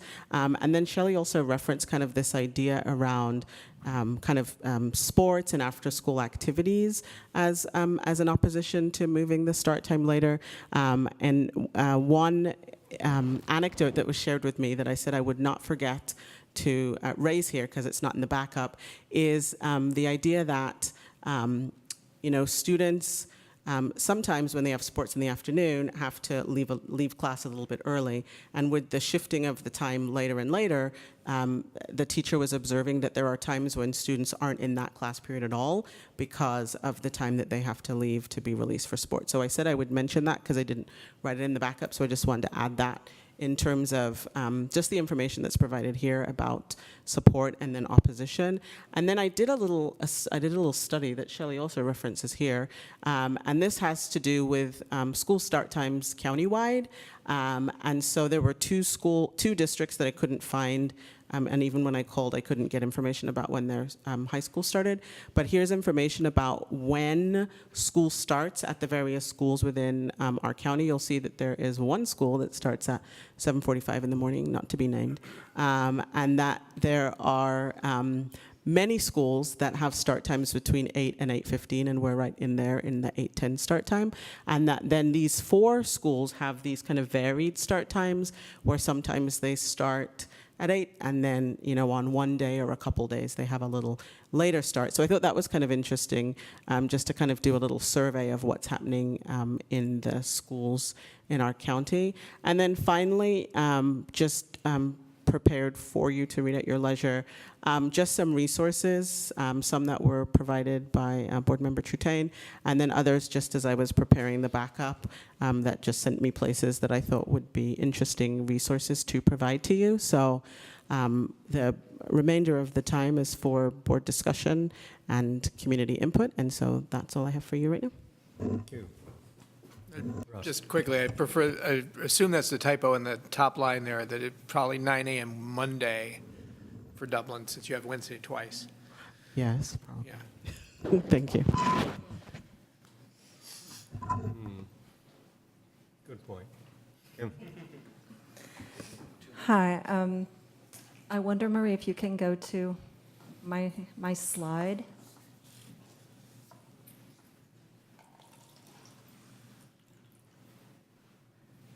Can you, there should be 2 slides in my shared slideshow now. I tried to correct the problem with the headers.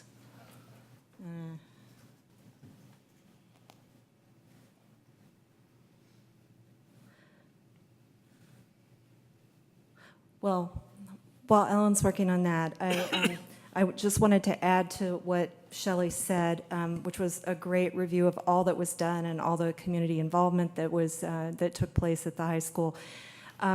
And I wanted to mention that in the spring of 2016, we asked Principal Anderson to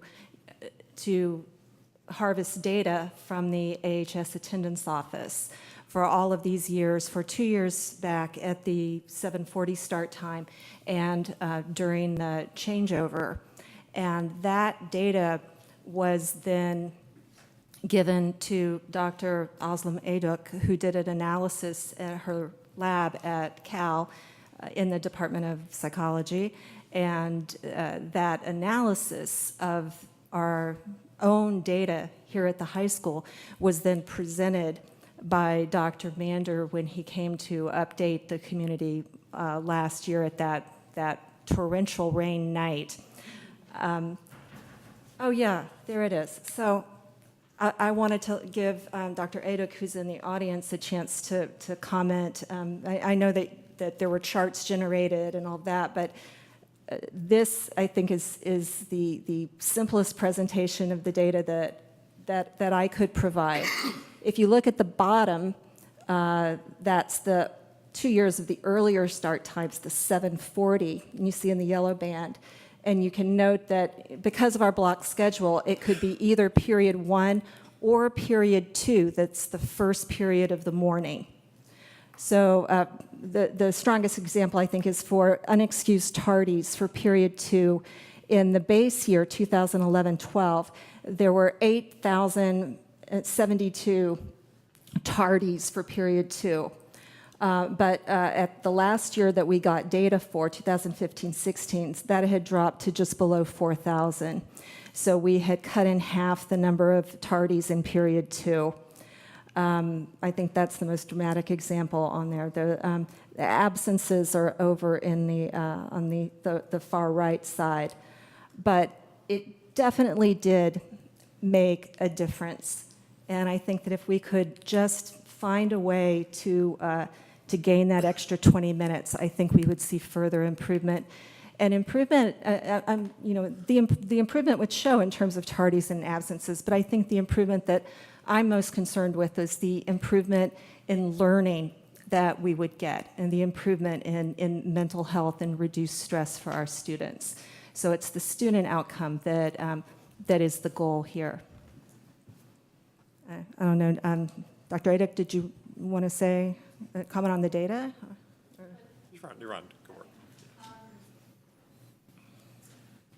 I think one thing to point out here is that the Please talk into the microphone. yeah, the decline was not the decline in tardiness and unexcused absences was not limited to the first period, which is where you would expect the biggest difference. And even though we see that, it's actually across all of the school day. The trend is, holds when you look at tardiness and absences across all periods, which I thought was interesting and is actually impressive. So the effect is pervasive throughout the day, not just limited to the first period. Can I say my piece now, or? Okay, so Shelley has already said many of the things I wanted to say, but I just want to emphasize a couple of things. One is that whenever this issue is being discussed, one of the points of objection is, well, make your teenagers go to sleep early. It's the responsibility of the parents to turn off the lights, to turn off the screens, take the phone away, and make them go to sleep. But we know from the science behind this recommendation that there's all those things probably help, but it's not going to overcome the power of this biological shift the teens experience in their circadian rhythm with the onset of puberty. They just do not produce as much melatonin at the regular time that adults produce. So it's a delayed onset, therefore, of the need to sleep. So you can put them to bed, but they're going to toss and turn and not be able to sleep. So the idea that we can change that is not scientifically supported. So the second piece is that sleep deprivation, this is just beyond teens, is a very bad thing, not just for teens, for all of us. I mean, sleep deprivation is going to make some of us, many of us, experience Alzheimer's much sooner than we would if we actually slept, 8 hours, at least 7.5 hours as adults, even though there is individual differences in how much people need sleep. So, so you put those two things together, then I think it becomes very obvious that we need to let our children sleep. And the data on drunk driving, I mean, not drunk driving, but, car accidents due to drowsiness, I think is just very dramatic. Just the shift from, I have some statistics here, the shift from 7:20 start time to 8:45 basically leads to a 25% reduction in car crashes due to drowsy sleeping by teens. I mean, that's a big, big difference. And it's a public health issue, clearly. The last thing I want to say is, from everything I have heard, I became involved in this issue as a parent 2 years ago, and heard about the history of all the discussions the stakeholders held, and there was a lot of resistance. I heard from parents and students themselves who thought that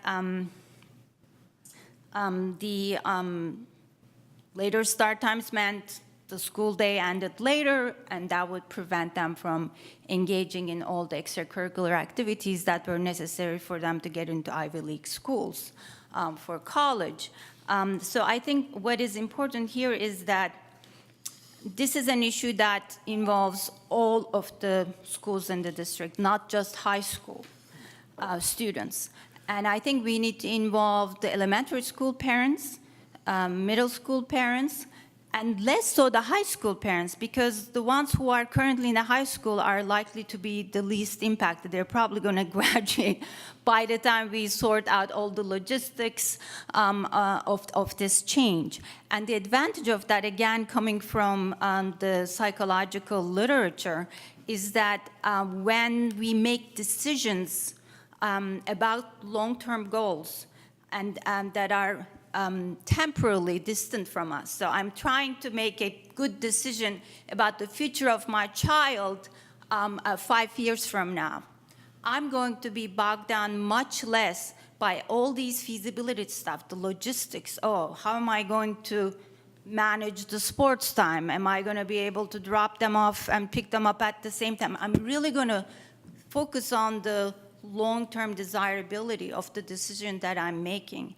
And I think when people are in the situation, they just cannot pass beyond the difficulty of overcoming the obstacles in their daily lives. And therefore, it's no surprise that high school parents and students showed a lot of resistance. So I think for us as a community to make the more informed decision that is better in the long term, we need to include the parents for whom this change is not going to happen, like impact their children tomorrow. And that's my 2 cents about how to involve the community. And I'm happy to answer any other questions you may have. Thank you. Navin?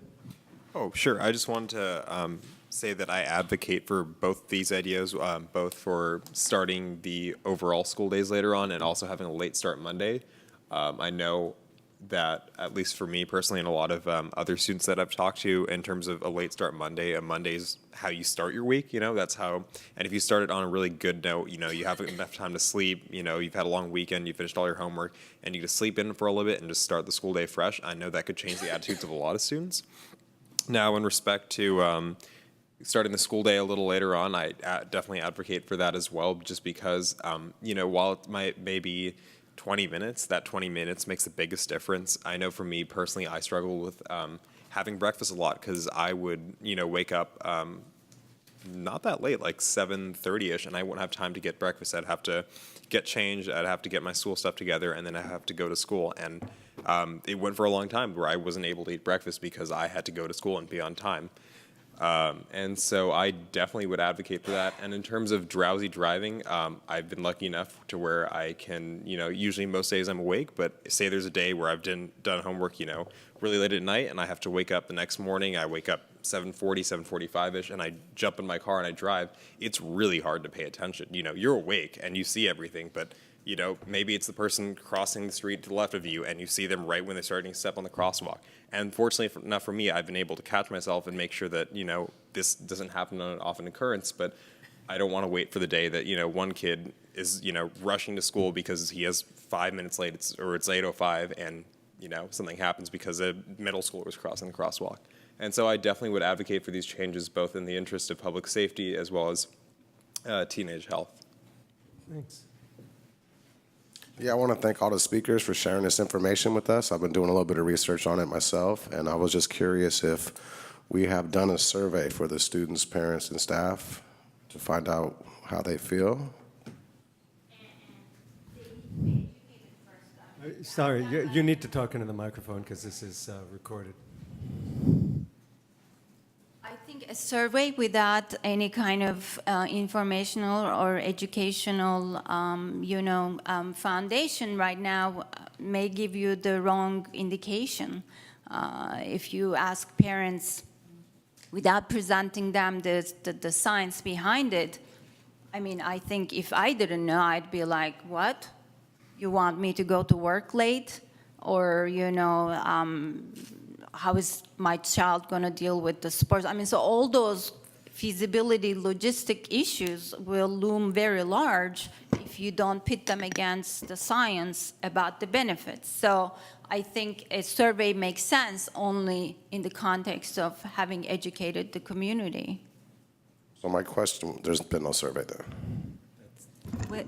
There was a survey done several years ago. So when Principal Barone was here, I remember the survey went out to students and to parents. I think it was just high school students, right? To high school students. I remember filling out the survey. There were a number of different scenarios. There were several different scenarios, and there was a chance to rank all of them in terms of slight shifts and greater shifts. So it's possible that I was looking at a student survey, but as I recall, I think I filled it out as well. So, Shelley, do you recall? I don't recall who it was given to. The interesting thing when you ask people if they want to change, they generally Shelley, you need to talk into the mic.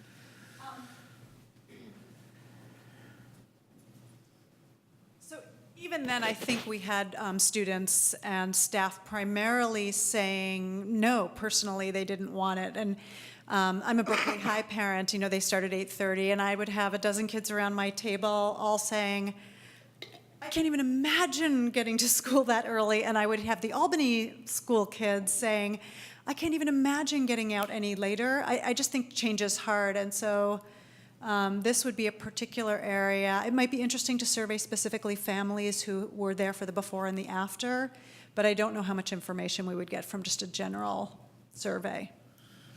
Mahima? I also think it's worth exploring the possibility of collecting some sort of data on the extracurricular activities students are involved in after school and what percentage of those are school affiliated, because I think from my understanding, many of the students only participate in things that are directly related to the school, whether it's a club, sports, and if it's related to the school and we had a later start time, then I guess that could be pushed back. I think one of the biggest things that's out of the school district is Y&G, and they don't start until like the evening, and they only have one meeting on Mondays at 7 to 9:30. So that's what I wanted to, that was my 2 cents. But I also wanted to include that Wednesdays and Fridays are the best days of the week for me because I don't have a second period, so I spend time to make some breakfast. And I always do wake up at 8:30, which is only a little bit later than when I would normally wake up, but I really feel like there's a significant difference in my performance in the day, my mood, how I'm feeling. there's not a lot we can do to change the culture. It's not an Albany High problem. You know, when kids are walking in the hallway and saying, "What time did you sleep?" "I slept at 3 a.m." "You slept at 3? I slept at 4." And it's things that people are, it's insane, you know, saying it, because these are things people are proud of. It's like, that's the culture that it is. It's like, I stayed up this late, I had this much work to do. There's very little we can do within a span of time to change the culture, because it's not just Albany High. But I think the things that we do have control over, like start time and the calendar for the school year, I think we should look at very critically. We should take in all the data possible, especially if one of the main concerns is extracurriculars. And in regards to sending out a survey, parents have to be informed whether it's about, you know, the science behind it, but also about the impact that it could have on our students and their extracurricular lives. Because slowly, like, I feel that if students sort of accept the fact that they have to go to school later, it's about them being able to prioritize, get in that extra 15 minutes, and I think that'll show, you know, great effects. Thanks. Jacob? Yeah, I believe what the data is showing, and it's pretty strong. But as far as saying that we need to educate our community before we give them a survey, I think is kind of assuming that our community isn't educated. We're very educated, maybe not on this particular topic, but it also sounds like maybe we don't want a survey because the results might not come back the way you guys want them to come back. That seems a little not, when you're seeking input from the community, it's you want to get their input, and if it's not what you're expecting to hear, well then maybe then at that point you can educate them and try to persuade them. But to just, it sounds like, well, they don't know, so if we ask them it might come back different than what we're looking for. That's not what I look as genuine input from the community. Ross? I suspect a lot of them don't know, and I also think that there's a fair amount of interdependencies on things. Interesting to me to see that Berkeley's got a start time as late as it does, but I think there could be a lot of districts out there saying, well, we're not going to move it later because Albany hasn't got it later, and all those other districts haven't got it later. And I'm thinking I'd be fine changing it next year. I think I can see the idea of changing it with enough lead time for people to accommodate, or even enough time for the current high school cohort to age out. I think that would be too late. I think we ought to go to the point of putting an affirmative statement that says we will change it because this is the right thing to do. All the data support it. The arguments against it at the state level don't really pertain in many cases. We're not a busing, we're not a farming community. We don't have the obstacles I could legitimately see other districts having. And put that out as a marker and say, who wants to join us? And who out there among the non-school district affected parties want to give us some feedback on this? Who wants to prepare for 2 years out when your club starts later, or you're taking student workers and anticipating they'll be a little later? Put it out there ahead of the curve and give other folks notice, and let the community address that in forms of feedback then. We could absolutely decide not to do it 2 years out if there was a lot of pushback, and we can spend some time in education and negotiation. But we could debate this forever. I think putting a marker out there saying, absent hearing really good reasons not to, the 2020 school year, the 2021, 2019, I don't care. When we settle on will be when we shift to 8:30, because every evidence is it's a good idea. Did you want to speak? I want to make one quick comment and then go to you. And then we have someone waiting. And I have a comment too. Okay, we got a lot of people want to talk. Mahima, I thought, made a great point when she was talking about educating people on both sides of the issue. If you want to put out a survey, Jacob's right. If you put out a survey and you first tell everybody about all the scientific data and give no counter arguments, then that's a poll survey. That's not a fair survey. But if you put out a survey and say, here are the arguments for, here are the arguments against, what do you think, then that might be a valid survey. Putting out a survey with no information is probably not valid either, because the people haven't thought about it yet, and they don't, their opinion might not be valid. So, Well, you made the comment that I made, so ditto. about the survey of providing both. I just had a quick question. I'm not sure if our doctor, I'm sorry, I forgot your last name, if you could answer. Is there any data out there that says that with later start times, do kids do better in their extracurricular activities? Extracurricular activities? I don't know. Okay, thank you. Okay. Charlie? Why don't you? Oh. My suggestion, I agree with Board Member Clark. If you're going to put out a survey this time, please make it so that multiple people cannot go back, so you have repeat information, because I know that happened with the budget survey. So that's number one, because then your data is going to be all screwed up. Two, when you send out this survey, relating to the times, it would also be important that if parents are taking the time to fill out these surveys, that you ask certain questions, especially for elementary school parents, because let's say do you work full time? I work an 8-hour day versus somebody who only works 3/4 of the day, so they may be more flexible in their schedule. So this way you're getting an idea, okay, well, this person works full time, so they have to do childcare anyway, regardless of whatever the start time is. So you can kind of mix and match to say we have this percent of our parents that are utilizing the school care, before or after school care, and the children are waking up early anyways to be there. But during that time, either they're, getting the breakfast, they're doing something academic, or, arts and crafts or something like that, to be able to have it not as much pressure. And of course, I'm only coming from the elementary school level. But another question too is when the student board member mentioned about after-school activities.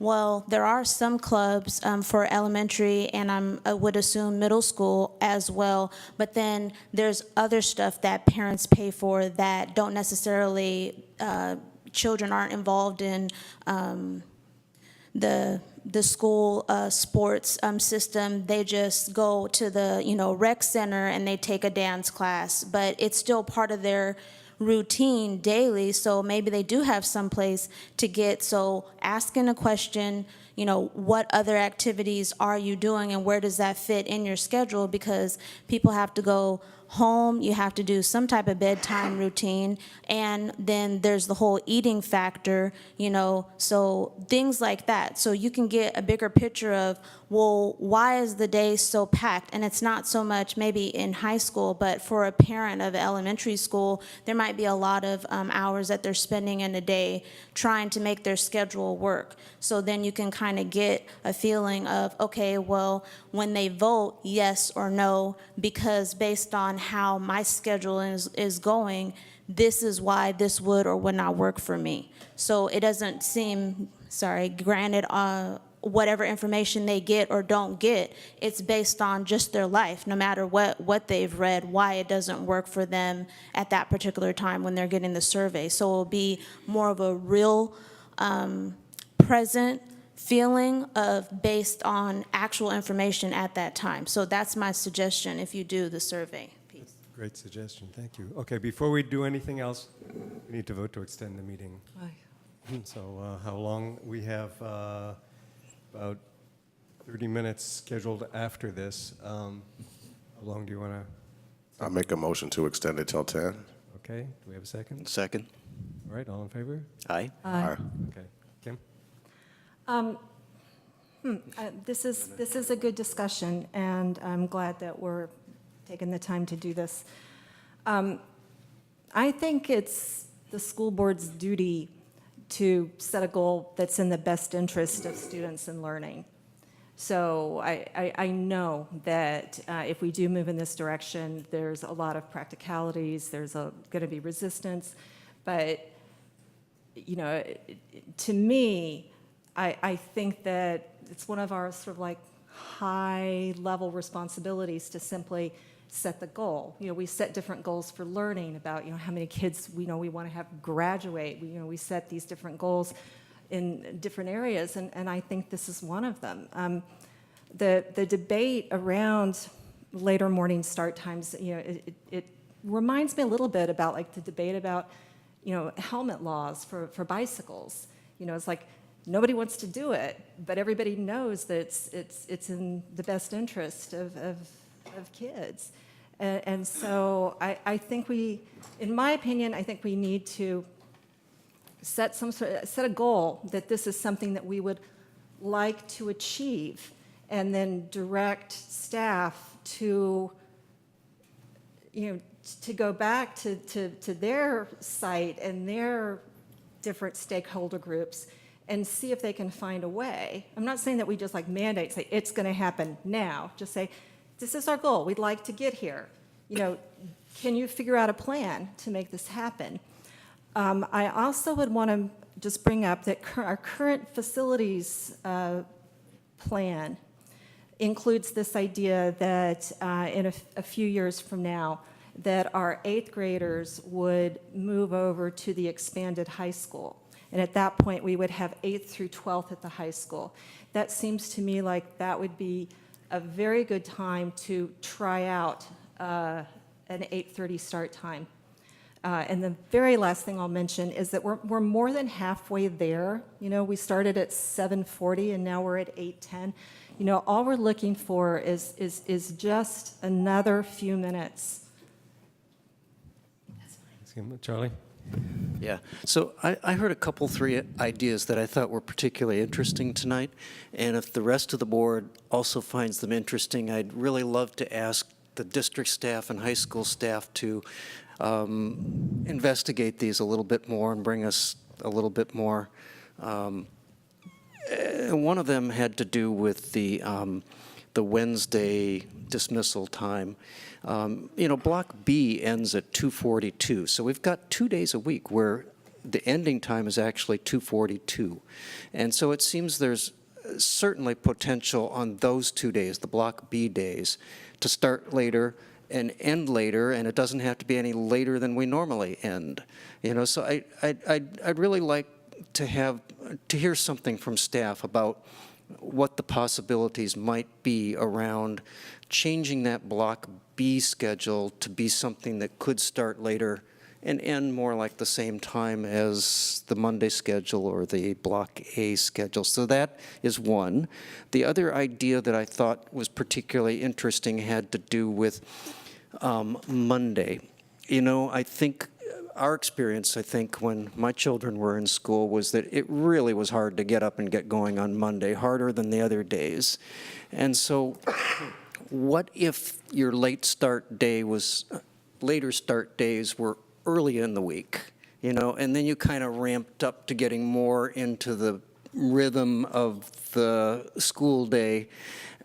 And that might suggest that your Wednesday-Friday schedule could be Monday-Wednesday, for example. Or maybe the Monday schedule could be on Thursday. So I don't know quite what the consequences of all those movements would be. The block schedule is the way it is for reasons.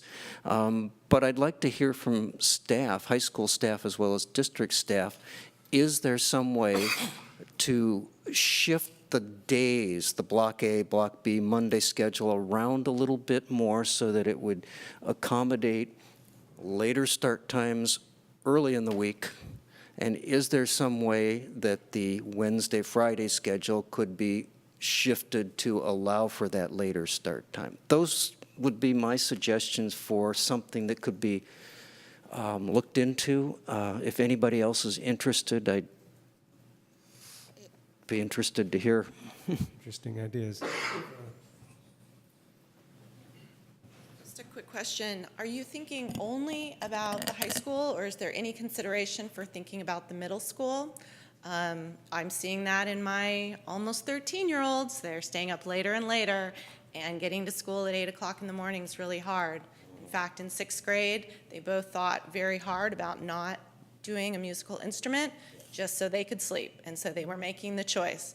Are we going to do band, or are we going to sleep? They didn't sleep. But anyway, I'd just like to, ask you if you would think about that. And I really want to say that I personally really support Board Member Stapleton Gray's comment about let's put a marker out there. I mean, I think, we can survey parents for sure and students, but I really think the science is there. I mean, and, I believe in science. The science is there, and I'd really like to see something move forward soon, before my kids get to high school, please. Thank you. Jacob. Yeah, I just want to state that I support this, okay? A lot of times I ask questions and maybe people don't know where I'm coming from, but I do support this. I just am not okay with not having a survey for the stakeholders and just going alone and saying, oh, well, we're the elected board and the science says this and that, so we're going to go ahead and just set a goal. If I get outvoted, that's fine. I do support it, but I don't support not getting input from the community. It's just not the way I work. So I don't know if it's a staff request or if I'm making a motion to have a survey. Especially if the survey comes back and people want it, then it's just that much more support that we have for the decision. I'm pretty sure, if people know about it, I mean, it's something that came up, I looked at it, I agree with the research, it's kind of hard to dispute it. I just don't want to we're the board and we're just going to go ahead and do something. So that's just my thought. Charlie? Yeah, I just want to build on that and suggest that sometimes it's easier for people to respond to, here are 3 possibilities. How do you feel about A and B and C? It's kind of like when you look at homes, it's easier to look at the home than to think about it in the abstract.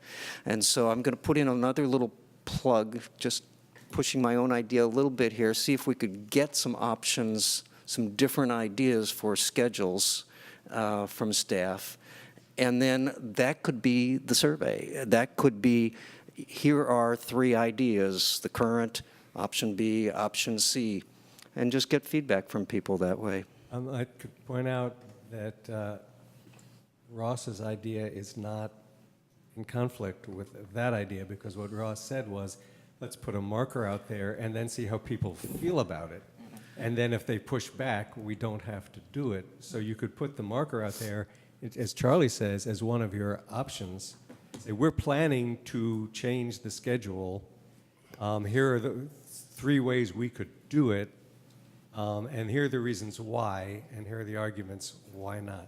Mahima wanted to say something. Well, just to say that as this is a review and discussion item, I don't expect what comes out of it as a board statement that we plan by 2020, whatever. We can't do that tonight. No, we can give direction to the staff. We can give direction to staff, but not change the start time of the school No, unilaterally you as a can't board. make that decision tonight. Mahima? You said my comment, so. Thanks. Okay, Jacob. Yeah, I just want to make sure I heard that right as far as what you were saying is if we put some kind of marker out there and say that we are going to change it, here's the 3 different options. To me, that's still kind of a, this is what we're doing. One of the options could be... One of the options should be to leave it the same way. It shouldn't just be a direct, like, we're changing it no matter what. Unless you guys want to do that, but I'm not on board for that. It sounds to me like we have 3 options identified tonight, if I can try this. One is we're just going to move every day, 8:30 start time.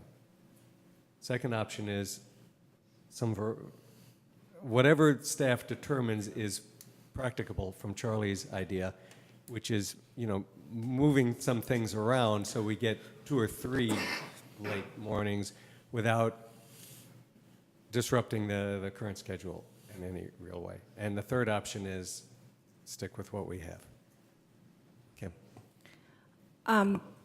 I would really like to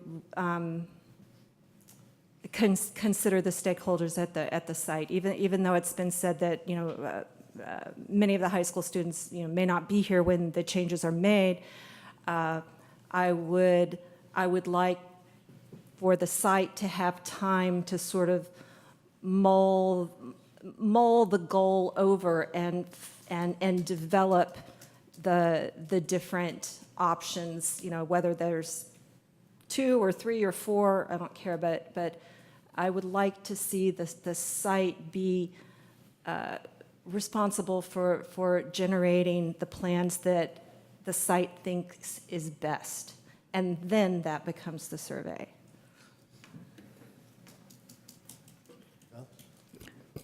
This is an excellent topic for us to use our systems thinking, training, and strategies. And I'm looking to Principal Ritchie, who has already been using a lot of these strategies with her staff in collaborative or distributive leadership and collaborative decision making. And I think that we have a lot of the training, we have some good tools that we can use to do the things that you are talking about and getting input from the staff, but also not just looking at options, but what are the challenges, what are the benefits? We know what the science says, but to really look at some of the unintended consequences and how to make sure that we minimize those. So I'm looking to Principal Rich. I'm not putting you on the spot, but I think this is a good way to start using what we've been trained to do. So would the direction to staff be then to work with site leadership to come up with some options and a survey that could be used to further the study of this? Something like that? Could I just caution that the PTA and the site councils at some of these sites shouldn't be the majority making the decisions. You need to involve the parents. So if that's coming later, just want to reiterate that, because at my school site, I wouldn't want any of them making decisions for me and my children. So please keep that in mind when you do this survey, which again, the parents, the one taking them, not, whomever signed up to be, on these committees, they should not make the decision for the majority. Let's be real clear. Just want to put in another plug for providing parents with information. When I said educate, I didn't mean our parents are uneducated, that they may not be well informed about this particular, subdiscipline and the findings in it. And I think the point of the education or informational sessions is not so that we get what we want to get from the parents, but that we give them the background knowledge so that they make an informed decision. And I'm all for the survey, and I think it's a great idea to put the arguments for and against and provide at least some resources that the parents can check out if there isn't going to be a more extended public forum in which the pros and cons are going to be discussed. At least I think that needs to be provided. In the absence of that, I don't think, no matter what you get, you're getting the answer that people would give without knowing all the facts. Thank you. Mahima, and then we need to move on. Thanks.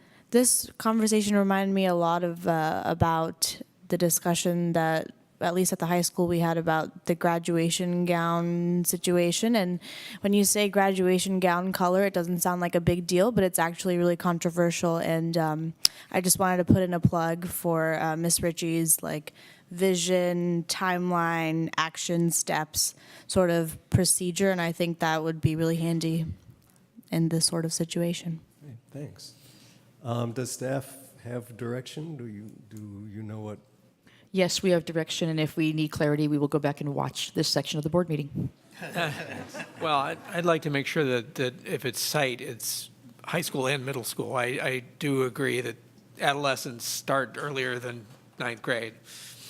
So would you like it for both middle and high school? I'll go with that. Okay. At least. No, they don't need to. Oh. So AMS and AHS. MAC, obviously, yes. Okay. A point of clarity. I think that the time change that we are potentially considering would be a time change at the middle school and the high school, but the survey would be all parents. Yes. You're saying survey include including elementary? Including elementary parents. Their kids are going to get there. Right. Yeah.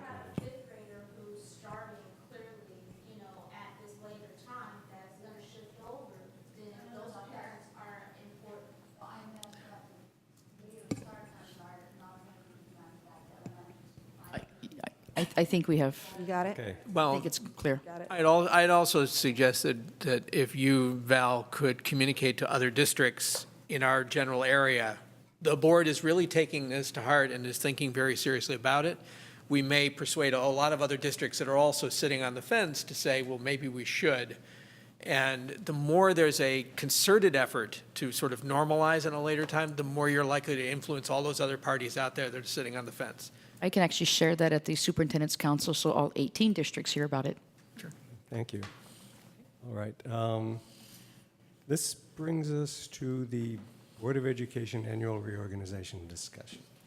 Thank you. And I'm actually going to turn this back over to our board president, but at the December 12th Board of Education meeting, the board will conduct its annual Board of Education reorganization as called for in the Board of Education Governance Handbook.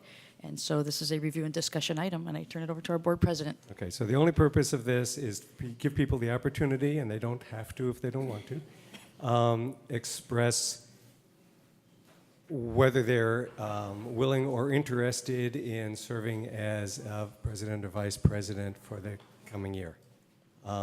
If you don't want to say, you don't have to say, and it's just an opportunity because just to help inform people's thinking about who they might want to nominate or vote for at the next meeting. Kim? I think that you two have done a great job, and I hope that you want to keep on doing it. But if there is an opening, I would be willing to serve as vice president, but I'm not willing to serve as president of the board. Thanks. I'm sorry, Mahima and Navin, we're going to have to skip over you on this. Well, there go dreams. I don't know. I think we should nominate. I don't think Ed Code would allow it. Otherwise, I think it would be a great idea. Jacob, did you want to say anything? Yeah, I've been thinking about this a lot, and I'm actually interested in either one of the positions, but I have to double check with my 3 bosses at home, my son, my daughter, and my wife to find out, but I am seriously considering either position. Thank you. Charlie? So like Kim, I would echo her sentiments. I'm happy with the board leadership, and if you had it in you to continue, I wouldn't interject myself into the process. That said, I will do what the board wants me to do. Thanks. And Ross? Would be happy to serve in either position. Okay, and I have found over the last year and a half or so that this position has been somewhat of a lightning rod, more so than it had been necessarily in past years. And I am termed out and don't have to run again next year, so if you want me to continue to be the person that everybody hates, I'm willing to do that. And if you'd rather have somebody else sit in this chair, that's fine with me too. Okay, moving on.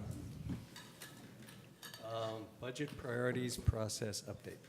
And thank you. In the interest of time, I'm just going to turn this right over to Alan Gard. Good evening, and thank you. Tonight, we're going to provide the board with a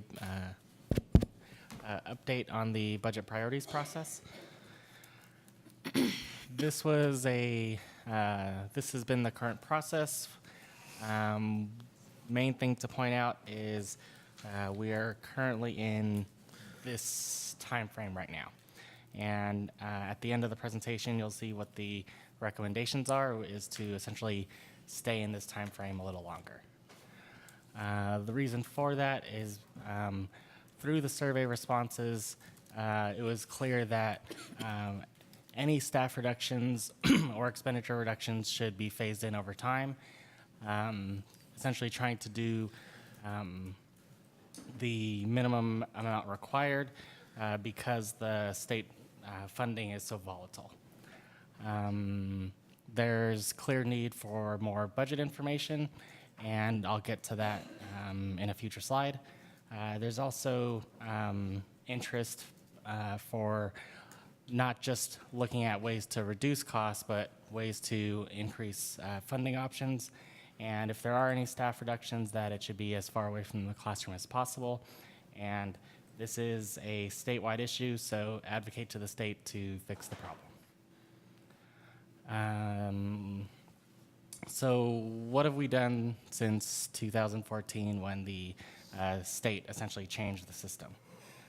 So one of the convenient things was the superintendent and I both started in 2014 in Albany, and so we were able to do a comprehensive review of the budget, and we were able to identify ways to use our resources more effectively, and we were able to reduce the ongoing shortfall by $600,000 per year. The other things that we're doing this year is we're going to reduce the shortfall by another $378,000 per year based on these adjustments. And more information about this will be provided at our special board meetings on December 5th. What I'm recommending is that we originally allocated a certain number of meetings with the budget committee. However, it's clear that because these are very difficult decisions, we would need more time with the committee to help clarify things for the community. One of the things that I'm recommending is that at our next meeting, we, as a committee, determine what information is needed, what information is being requested, and how that information would be provided. The reason for that is because through the survey responses, and just through all the presentations that the superintendent and I have been doing over the past few months, we get a wide range of what the staff, parents, community is looking for, and what I would want to completely avoid is provide one set of information and then a little later have a request for a different lens of that information, and based on the lens, their information could be different, and then people get confused about, well, what is the real data? And so having a meeting to really drill down on what the key information is and how it would be provided would be essential. One example is, if we just provide the number of people or the number of positions or the number of full-time employees in each position, it could get very misleading if we say, well, we have X number of custodians. Well, that's more than the number of school sites we have, so why do we need that many custodians? We should just cut that. We should just, significantly reduce that. But then needing the discussion of, well, this is what a custodian is during the day, this is what a custodian is during the night, and what the impacts are with making adjustments to custodians would be essential for decisions to be made. And so having that discussion would require more time with the committee.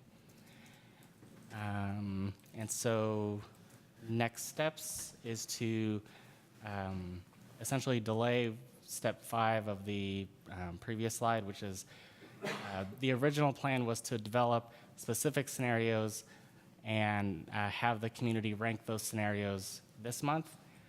We would need to delay that so that the community can have more information. We'll then be meeting with the committee over the next few months, and then because of the timing, at the December 12th board meeting, there's the quarterly financial update, which is called the first interim report. And also in January, the governor's January proposal. There's indications from the state that that January proposal could be good because of some economic indicators. However, that does not, the governor essentially is able to do what he wants with his proposal, so it's not something that can be counted on, but it'll be helpful once we actually know on January 10 what his proposal is. In the board backup, it noted various meeting dates for the budget committee, which are essentially throughout January and February. And that's all I got. Charlie. So I especially wanted to appreciate the information that you brought and presented tonight, and also your willingness to make some adjustments to the process here. I think both are good. I particularly would like to encourage us, not tonight, but at the December 5th meeting and also at the December 6th committee meeting, spend a little more time on those two slides that you showed. I think it's really important that we dig into what you've showed us, that you've already, over the course of 4 years, found ways to tighten up operations that are effectively cutting into our deficit spending by $600,000 a year. That information is not known, and I think it needs to be widely known so people appreciate that. As I looked at that chart, I'm looking at the detail that you've already found ways to save $75,000 a year on utilities. You've already found ways to save $60,000 a year on recycling. This is important information. It's much of what people have been asking for. And so let's spend some time at the next meeting looking at that. Let's spend some time at the committee meeting. And the same goes for your assessment that you can effect further cost savings of $378,000 a year through reorganization occurring at the district level, at the district office, through district-wide activities. And so I think that's important for us to be looking at December 5th, and also for the committee to look at.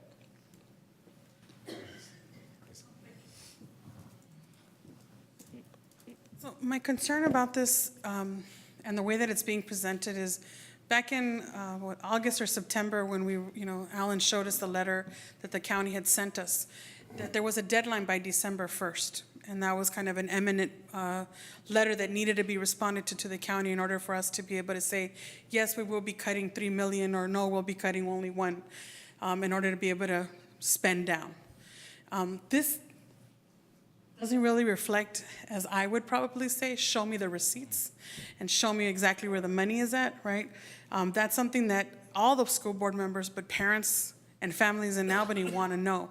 There was a meeting on a Saturday to be able to ask those questions, but the meetings were not transparent in being able to show what is the most amount of money that we're spending on without turning on our staff or services that are absolutely necessary.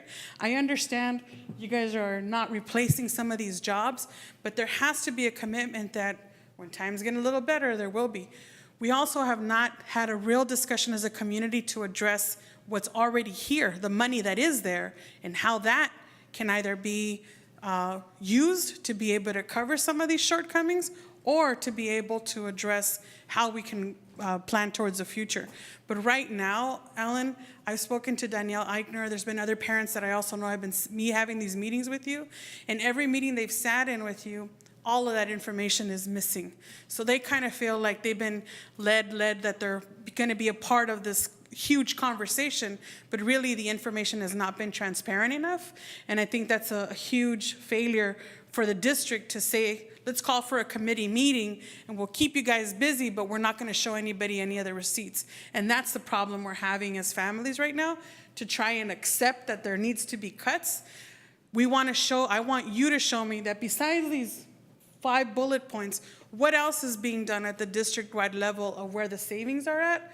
But I want to see, show me the receipts, show me how the money is going to be spent going forward, and that's the responsibility we all have. But these meetings that are being scheduled at 5 o'clock in the afternoon, when everybody's working, how can we get or have a say in those meetings if they're being scheduled at a time when all working families can't even be present to give their 2 cents or opinion on this? We know that these cuts need to happen. But don't just bring down the axe on us and say, this is where the reductions are gonna happen without allowing for you guys to be transparent in the process. I wanna see the receipts, I wanna see where the budget is at, and I wanna make sure that these town halls are allowing for this. I'm not gonna be complicit in saying, I agree to these cuts, but I haven't asked for any information. And that's what this committee is lacking. They're not getting that information out. And I don't think that's you purposely not wanting to. I think you're being told, don't show them what they need to see. But that's the impression these families have. And, you know, some of the moms had to go, you know, thank God. But I just want to be able to give those 2 cents, that we have that responsibility. Show me the receipts. I should just quickly clarify that there was been no direction not to provide information. It's essentially the complete opposite of wanting to provide information, but because of the budget and how emotional it could be, I would want to have clear guidance on what the data is being requested and in what way, so that it can be provided so everybody can review it and understand it, versus having to provide one set of data and then needing to provide more data and then needing to provide more data, which can then also lead to mistrust and oh, no, I'm sorry. I didn't. No. It's just that because 90% of our budget is people, that when we talk about school budgets and budget reductions, that we're talking about people's positions. And so that's essentially all I meant. Good evening. I just want to comment about the timing of these meetings and information that we've received. And one of the ones was that Superintendent Williams would be making a decision about the budget cuts in late January. So has that been pushed further out? One of the things that we're looking at is,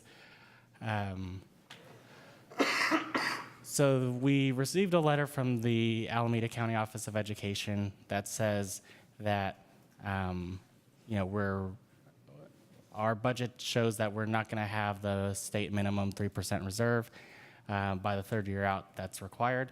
And so the resolution essentially required that we take actions to meet that 3% reserve. With the recent economic indicators and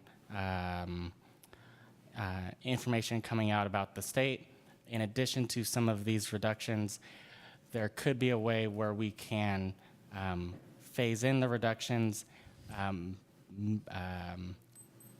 have our budget meet that 3% minimum reserve without to allow more time for reductions. So it's. I don't quite understand that. Okay. Answer your question. I think We're at 10 o'clock now, so if we're going to continue this discussion, we need to extend the meeting again. I make a motion to extend the meeting. 20 minutes. Do we need that long? Okay, let's extend it for 20 minutes, and we don't need it. We don't. I second. Okay. So I'm sorry, I don't quite understand the answer to my question. So I guess my concern is that you're going to have some special budget meeting, one on, well, 4 meetings, December 5th, December 12th, January 9th, and January 16th, where you have a couple special ones on the budget, the other ones it's been agendized. And, you know, one of the things that came out from the questionnaire is very strongly as people wanted more usable financial data about the budget. And I don't think we have that yet. So it's just adding to the frustration of going to these meetings in December and in January without the complete picture. And when you have this budget input assessment committee meeting after, four of the 5 meetings are after these meetings that you're going to be talking about this at the board meetings. So it just seems like a lot of this information that you're going to give to this committee is not going to be available to anybody during these meetings on the 5th and 12th and 9th and January 9th and 16th. And it seems that that's going to add more frustration and anger on the part of people showing up to these meetings, discussing things that we have no idea really what's possible. So that's my concern. And then the other one is I didn't quite get is Superintendent Williams, is she going to make a decision about the budget cuts in late January, which again is, there still have some budget committee meetings going on. So that's, I'm just a little confused about the timing of these meetings. So since that part of the question's asked to me, I will answer that question. Yes, my recommendations to the board may get pushed out by, say, a week or two, but it's not going to be pushed out much later than that because I have to make recommendations to the board so that decisions can be made and then we can move forward, especially if there are cuts in the areas of personnel. As you know, there are timelines that need to be adhered to. So you're saying then by January 31st, by February 1st, is there a date that we can, can be informed about? I do not have an exact date, whether it's going to be January 31st or the first week of February, but when I do have that date, I will make sure that we communicate that out very clearly and transparently to everybody. And then there will still continue to be meetings of this budget committee after you make this decision on the cuts? It's possible. Correct. It's possible. Because it was one of the clear responses was we phase in reductions over time. The major thing that we have to tackle is a $3 million budget deficit. And so whether that means we're able to make some reductions but not address the full $3 million at once, it would allow more time for these discussions to occur, for more actions to take place. So it's 1.15 million I've heard, and now I'm hearing 3 million. So I'm just a little confused. So to clarify, as I understand it, unless we end up cutting a total of 3 million, we're in deficit spending. We will have to have cut 3 million. No, correction. We need to make up 3 million, but it doesn't all have to be cuts. Sure. We are out of alignment in what we take in and what we spend by 3 million. So by the end of certainly 2 years, we will have to have closed that gap. We have pledged to the county that we will cut at least 1.15 million in the coming year because that keeps us on an appropriate trajectory. What I hear Alan saying is one reason to have that committee meeting even after the superintendent has proposed a next year budget that has X amount of cuts in it is to figure out how the heck we're going to figure out the rest of it. We might say we're going to cut 1.8 in the next year, not 1.5 because how are we going to make up the other 1.2 in the subsequent year? And we're thinking now. So that's the reason to be talking about it then. I'd really like to underscore that the 1.15 is a minimum. It's not necessarily the maximum. It might end up being where we think we should fall. But all we've told the county is we'll cut 1.15 million. Trust us, that will keep us solvent. That will keep us at a 9% reserve? No, that will keep us projecting out towards 3 years out. That will keep us from dripping below 3% 3 years out. And our current back of the envelope estimates is that there's a total $3 million gap to make up. And if we close it late, we'll have exhausted any surplus. And if we close it earlier, we might still maintain 9%. But all that's still to be debated and discussed. Okay, thank you. I just have one question for clarification. We were told that 1.15 was already decided by the board for next year. I just want to know if that, in fact, is what is happening. Because all these different numbers, this is what happens, is you hear things many different ways, and then people are not clear. 1.15 was committed by resolution to the county. That's the minimum that we need to adjust the budget by in order to meet the state-mandated 3% reserve 3 years out. It might be in the interest of the district to make a larger cut earlier so we have less to make up later in parcel taxes or in other cuts. Including next year, for next year's school year. Right. So we don't know yet. That decision hasn't been made. We've committed to a minimum 1.15 cut. But the actual amount of the cut, as Ross just said, could be greater, couldn't be less. Can I ask one more clarification question? Alan, there's something on the AUSD website. There's a chart that has a lot of lines. One line indicating that if 1.15 mil is cut for next year, we maintain 9% reserve? No. That is not correct. So the clarification on the chart is it shows the percentage each year. And so if we reduce by 1.15 million, then the percentage for next year is 9%. Correct. But that does not mean that 3 years out, which is what the county requires and I understand that, but it would be maintaining a 9% reserve next year. That was mainly coincidence because it was looking at what the 3% minimum is. But it still is. Okay, thank you.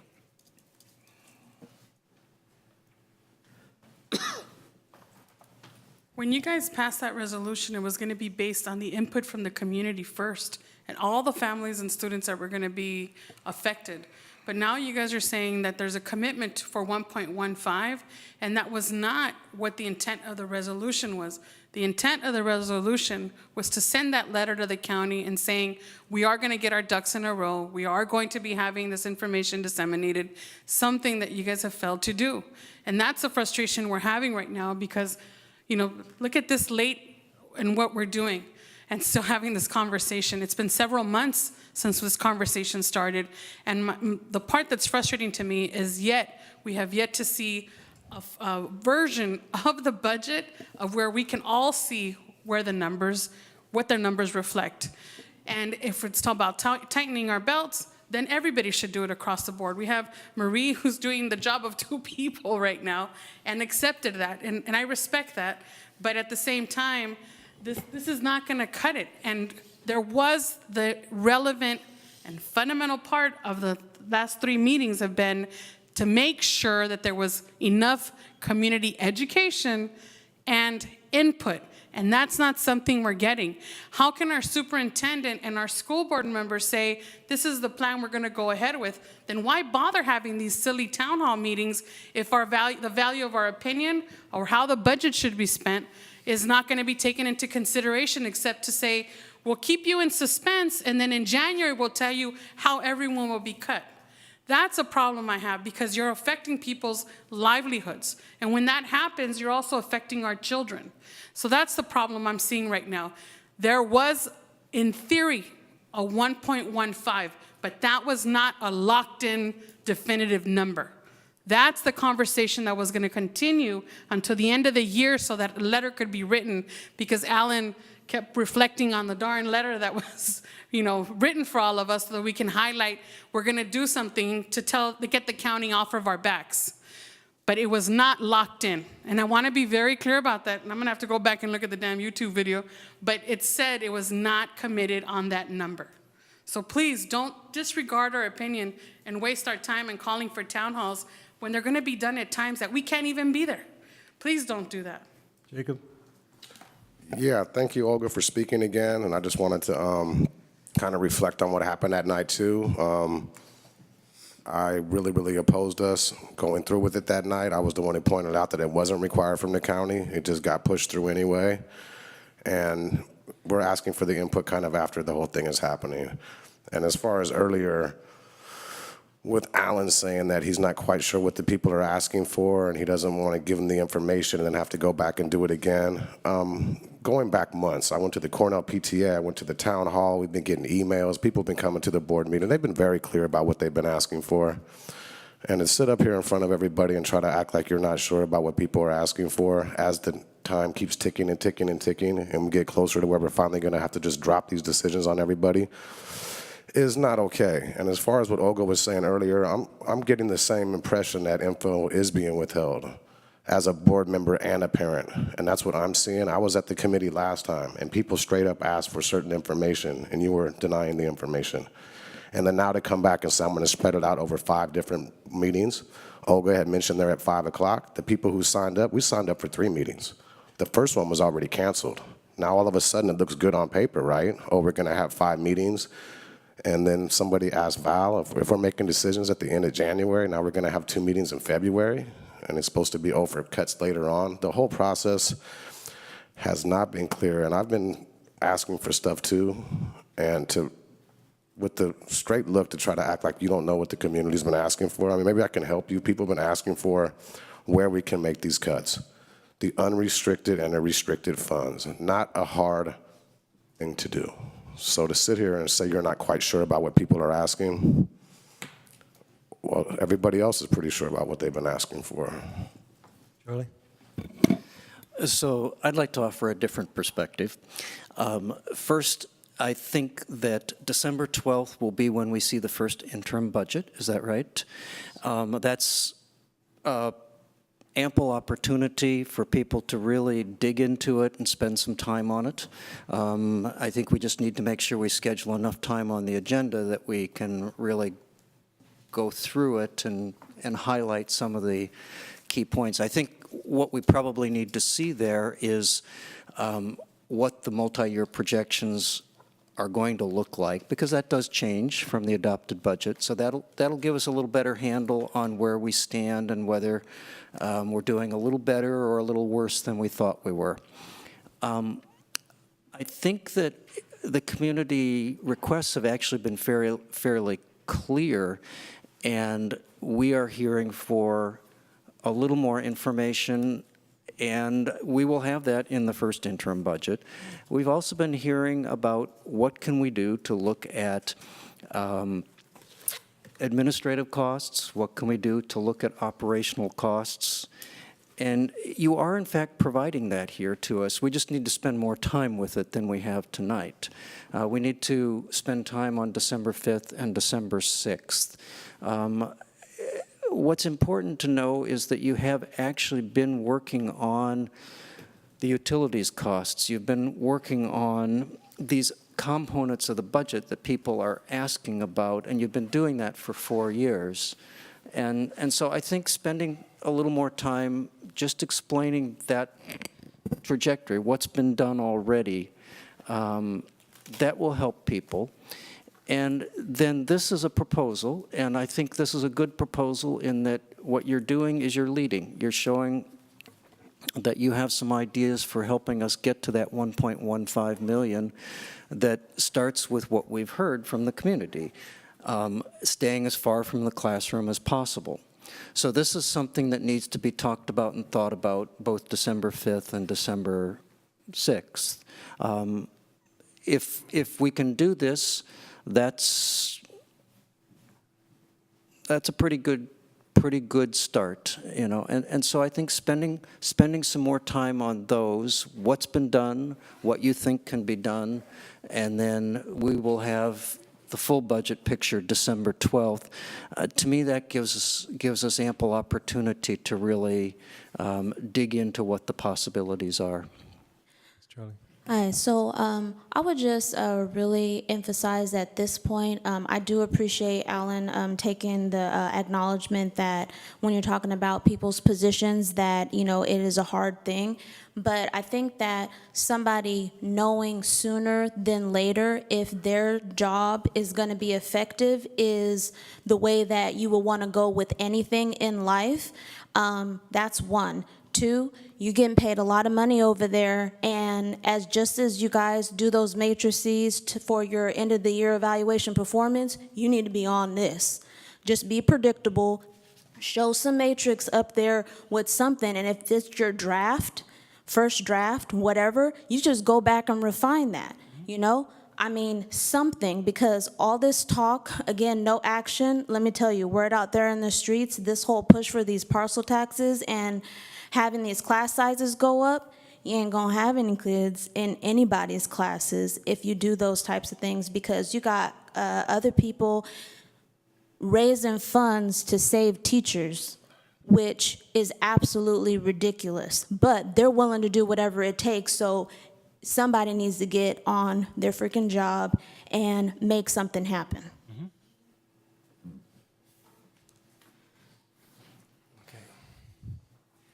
Can we move on, or is there more coming? Okay, we have one action item tonight. Superintendent's employment contract. Thank you, President Black. In September of 2017, the Board of Education and the superintendent entered into negotiations for a 3-year successor agreement for the 2018-19 through 2020-21 school years.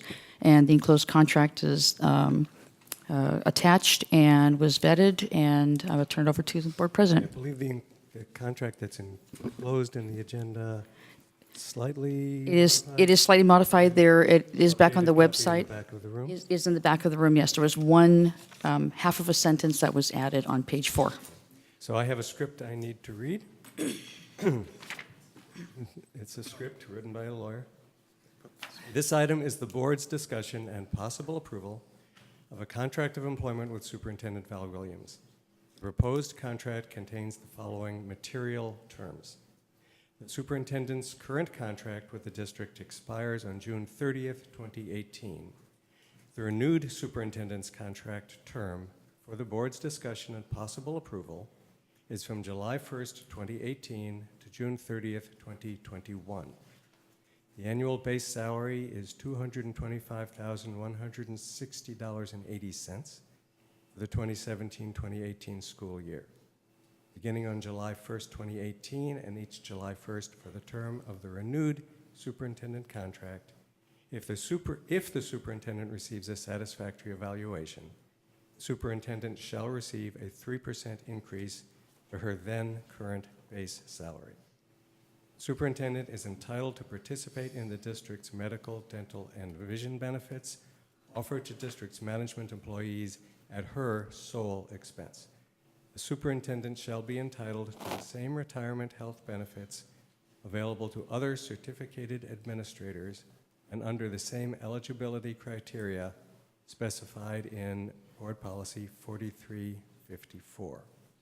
The superintendent will be provided a $100 per month expense allowance for use of a personal mobile communication device and other technology for school district business. In the event the board decides to terminate the contract without cause, the superintendent will be entitled to compensation equaling her then current base salary for the lesser of 12 months or the remaining term of her contract. The payments will be made on a monthly basis. She will also be eligible to purchase through the district at her sole expense continued health benefits for the same term as the base salary payments. In other words, the lesser of 12 months of the remaining term of her contract. This concludes the summary of the contract. A copy is available from the district office upon request, and there are copies in the back of the room right now. Is there any discussion? Is there a motion? I would say, Anybody? I would say, recognize that the board has read through this. The board has had a closed session meeting on the contract. We've had a lot of discussions of what's in it. Board members may choose to express opinions on it, but it isn't like it's just shown up in front of our desks and we're making a rash judgment here.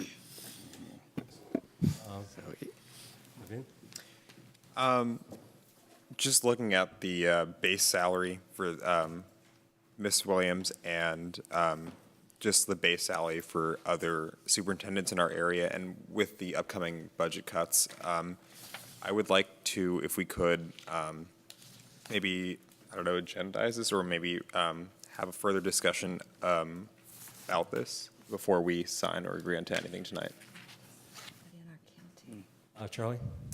So I think it is worth adding that we spent a day yesterday with the board's attorney going over the details of the contract, and so the board has actually reviewed this contract very carefully. The board also did examine some superintendent salaries, and the salary that's in here is certainly consistent with salaries in other districts. I think I would emphasize 2 points on salary. One is, as noted, the superintendent is responsible for paying for her own benefits. And in addition, it should also be noted that the superintendent works a 12-month year. So that is 260 work days with 20 days paid vacation. And so any comparisons and to other employees' salaries have to be adjusted for the difference in the number of working days. The standard work, the contract with our teachers is 184 days. And so you do have to make some adjustments so that you are doing it on a per-day basis. Thank you for that clarification.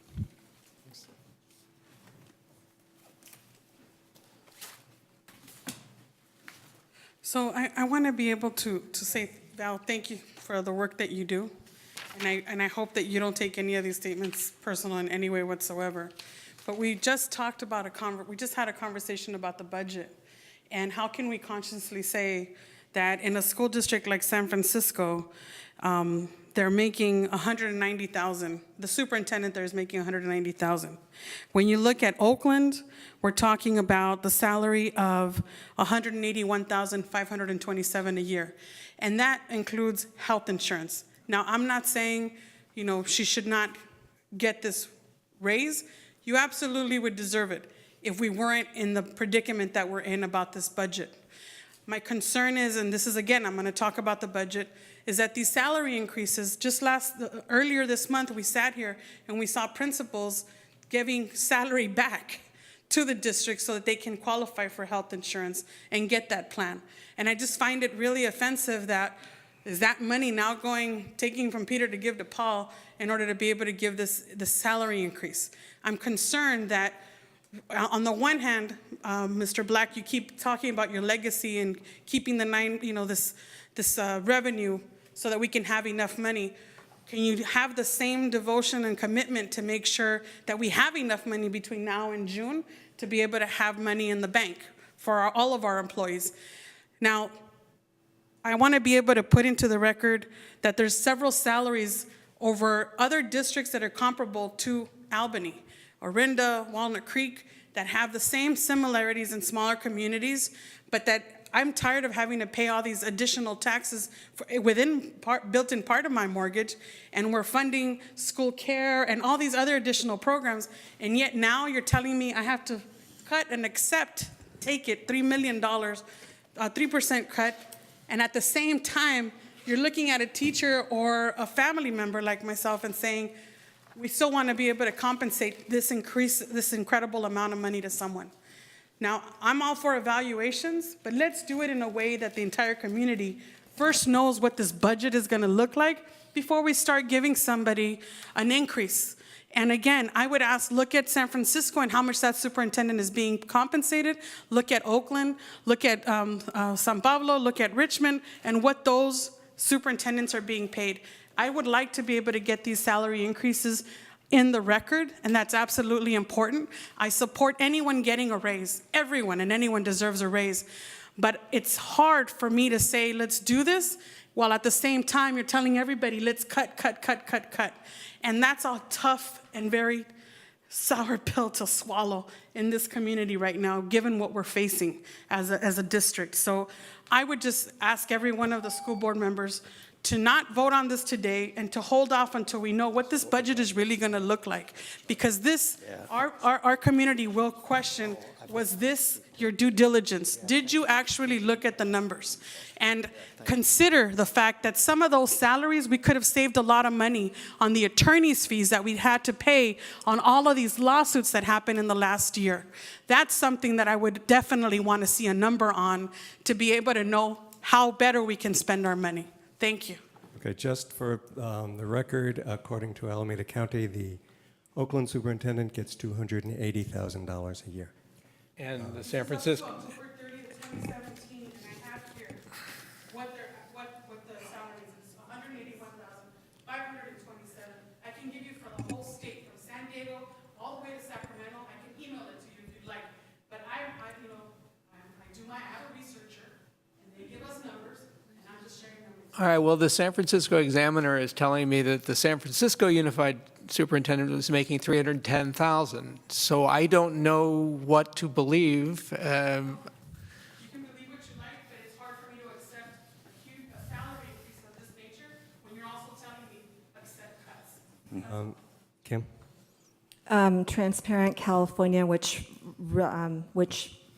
uses public records as their resource document.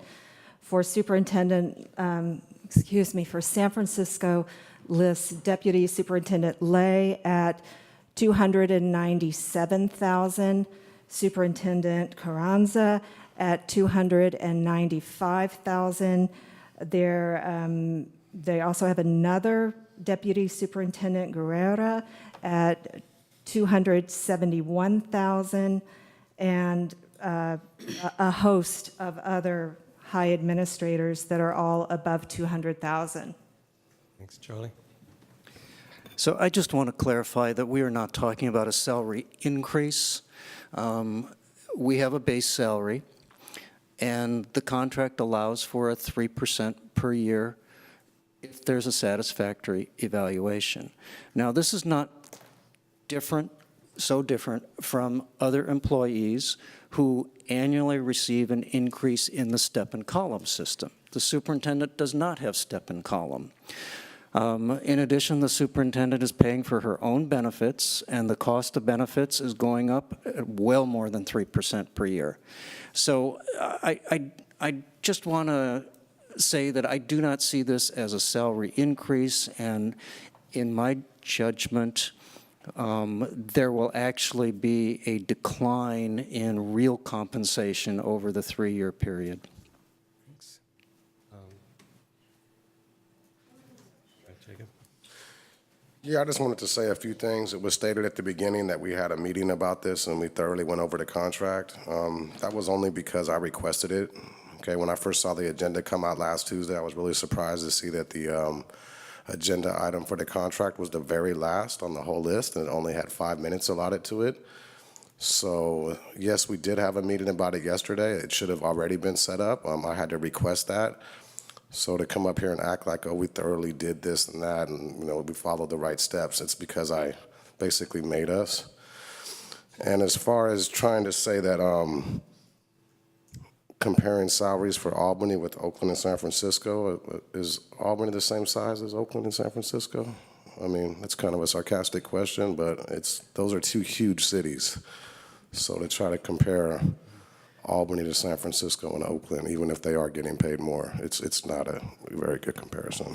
Well, and in response to that is, how many assistant superintendents are there in San Francisco versus how many there are in Albany? We have other people here too. You can call them different things. They might not have the title assistant superintendents, but we have other people higher up in the district office too. And I'm absolutely willing to look at, say, expenditures on administration in San Francisco versus in Albany and try to scale by size, et cetera. But I think it's not going to be a straight comparison. You can't take the salary in San Francisco and calculate by students and divide by hours, and there's therefore what you pay a superintendent here. There's a certain base knowledge, ability, experience that any superintendent's going to have, and the one in San Francisco has got a much larger scope, is in fact paid more, and has a number of assistant superintendents to support that position. So you'd like to look into that after we vote on the contract? Like a lot of things, it seems like we vote on it, and then after, we'd like to go ahead and dig a little bit deeper. I'm mostly making my judgment based on comparables of similar districts in East Bay, frankly, not trying to do an apples and oranges comparison with a major metropolitan city with a large administrative staff to include assistant superintendents. Did you? I just want to make a quick comment that I think this information about getting real comparables is, I think, helpful for the community. I mean, I understand that superintendents make large salaries, larger than the governor of California, who makes $195,000 and manages our state. But I get that. I mean, I've looked at the comparables that Kim shared with me earlier today with some research. But I just think seeing what those comparables are is helpful in terms of the education to the community. And I'll also just leave you with one tiny thought, which is my dad was a college professor and a dean of Chico State. university, and they went through some horrendous budget cuts, which required laying off faculty. And he had to cut a lot of people's jobs, and he voluntarily took a pay cut. And it wasn't because he was going to be able to save somebody's job, but because it was an act of good faith. So I'm just going to put that out there for you. Thanks. Okay, so I appreciate the two speakers before, but at this point now, I'm really pissed off. So, Val, I've sent you an email, and you know, I'm not happy with you as the superintendent, just period. But you got my email and you saw my comment. Just in general, I could say, if you, the board, are going to look at comparables, Oakland, they deal with kids with guns and drugs. That kind of stuff is not really happening so much here, so that's why they're getting paid. Hunter's Point, you know, reality check here is a lot different than here in Albany. So it's the environment that you're in and what they have to do to be able to perform and keep their job.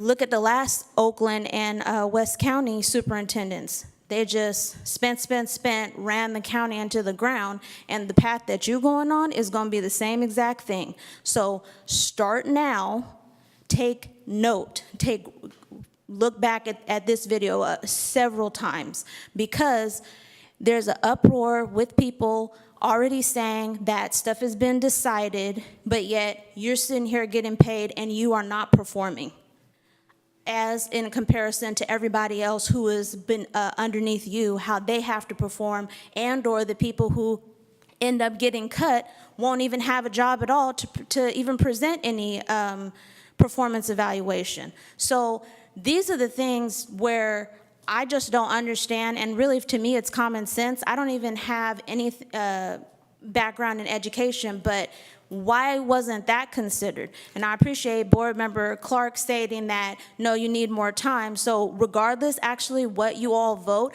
I just would like to say people already have this hindsight idea, and if you want to just keep on doing things to be buddy-buddy with the superintendent, then it's making the reflection on all you guys look even worse than it already is. So just saying. Okay, we'll take Patty's comment, and then we're going to see if we can get a vote. Okay, I have some data here about the statewide average for general fund, general administrative spending, which is budget lines 7,000 to 7,999. And the state average, according to Ed Data, is 6%. Albany's current budget includes $3,630,120 for general fund, general administrative spending. This represents 7.9% of our $45,492,491 budget. So this is what we're spending is above the state average on general administrative spending. Thank you. Thanks. Okay, let's see if we can get a motion on the superintendent's contract. Go for it. You were about to move it. No, but I will. I'd like to move we approve the superintendent's contract. We have a second. Second. Okay, can we have a roll call vote, please, starting with the students who can abstain if they want to?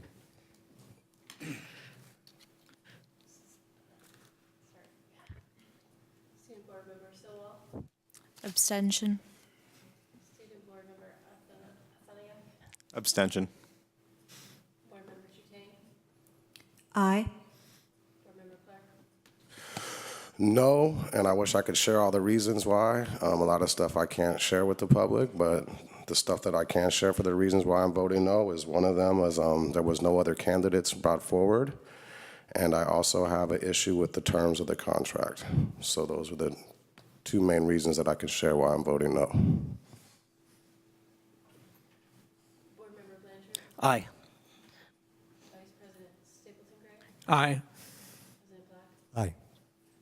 Thank you. With that, we have agenda items introduced by the board. There have been none that are stated by the board. Anyone want to add one? I anticipate we would like to agendize a discussion and action on school start time, but that will depend on what we hear back from that. I'd also like to make a general comment on the process. If there's an item on the agenda and there's only 20 minutes to discuss it, and a board member feels that that's too minimal, we have an opportunity at the beginning of every board meeting to comment on the agenda. And you could say, I think this needs 60 minutes, and I don't think we need to talk about X. Let's move it to next time. There is that option. It's one we all could exercise, and we have the option, seeing the board packet on Thursday, to make those decisions. I think all y'all out there could help us figure out how we address issues of maintaining our schedule, okay? This isn't a So- discussion. This is, So I would welcome the public sending to the board its suggestions. So, for example, imagine every one of you out there has a pet issue that is supremely important. It's special ed, it's ELD, it's the budget, and you're seeing a line of 40 people who want to talk about preserving the football program, and they are not going to keep to their 3 minutes each. Someone's going to read this 15-minute screed about why football is, the best things in sliced bread and building character. And your issue will not get gotten to. And you've made childcare commitments, and you want to be there for your discussion on the meeting. I absolutely take to heart, and we actually accommodated today a longer discussion on an issue that was very near and dear to a lot of folks. I'm happy that we bent that much, but we have an agenda to adhere to regularly for everybody's sake. Send me suggestions for how we tell the 40 people lined up to talk about football that they need to defer that because we need to talk about special ed tonight because it's on the agenda.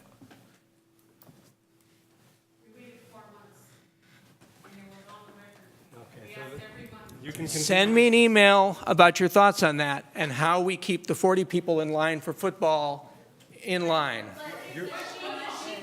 You're welcome to continue this discussion, but the meeting is adjourned. Thank you.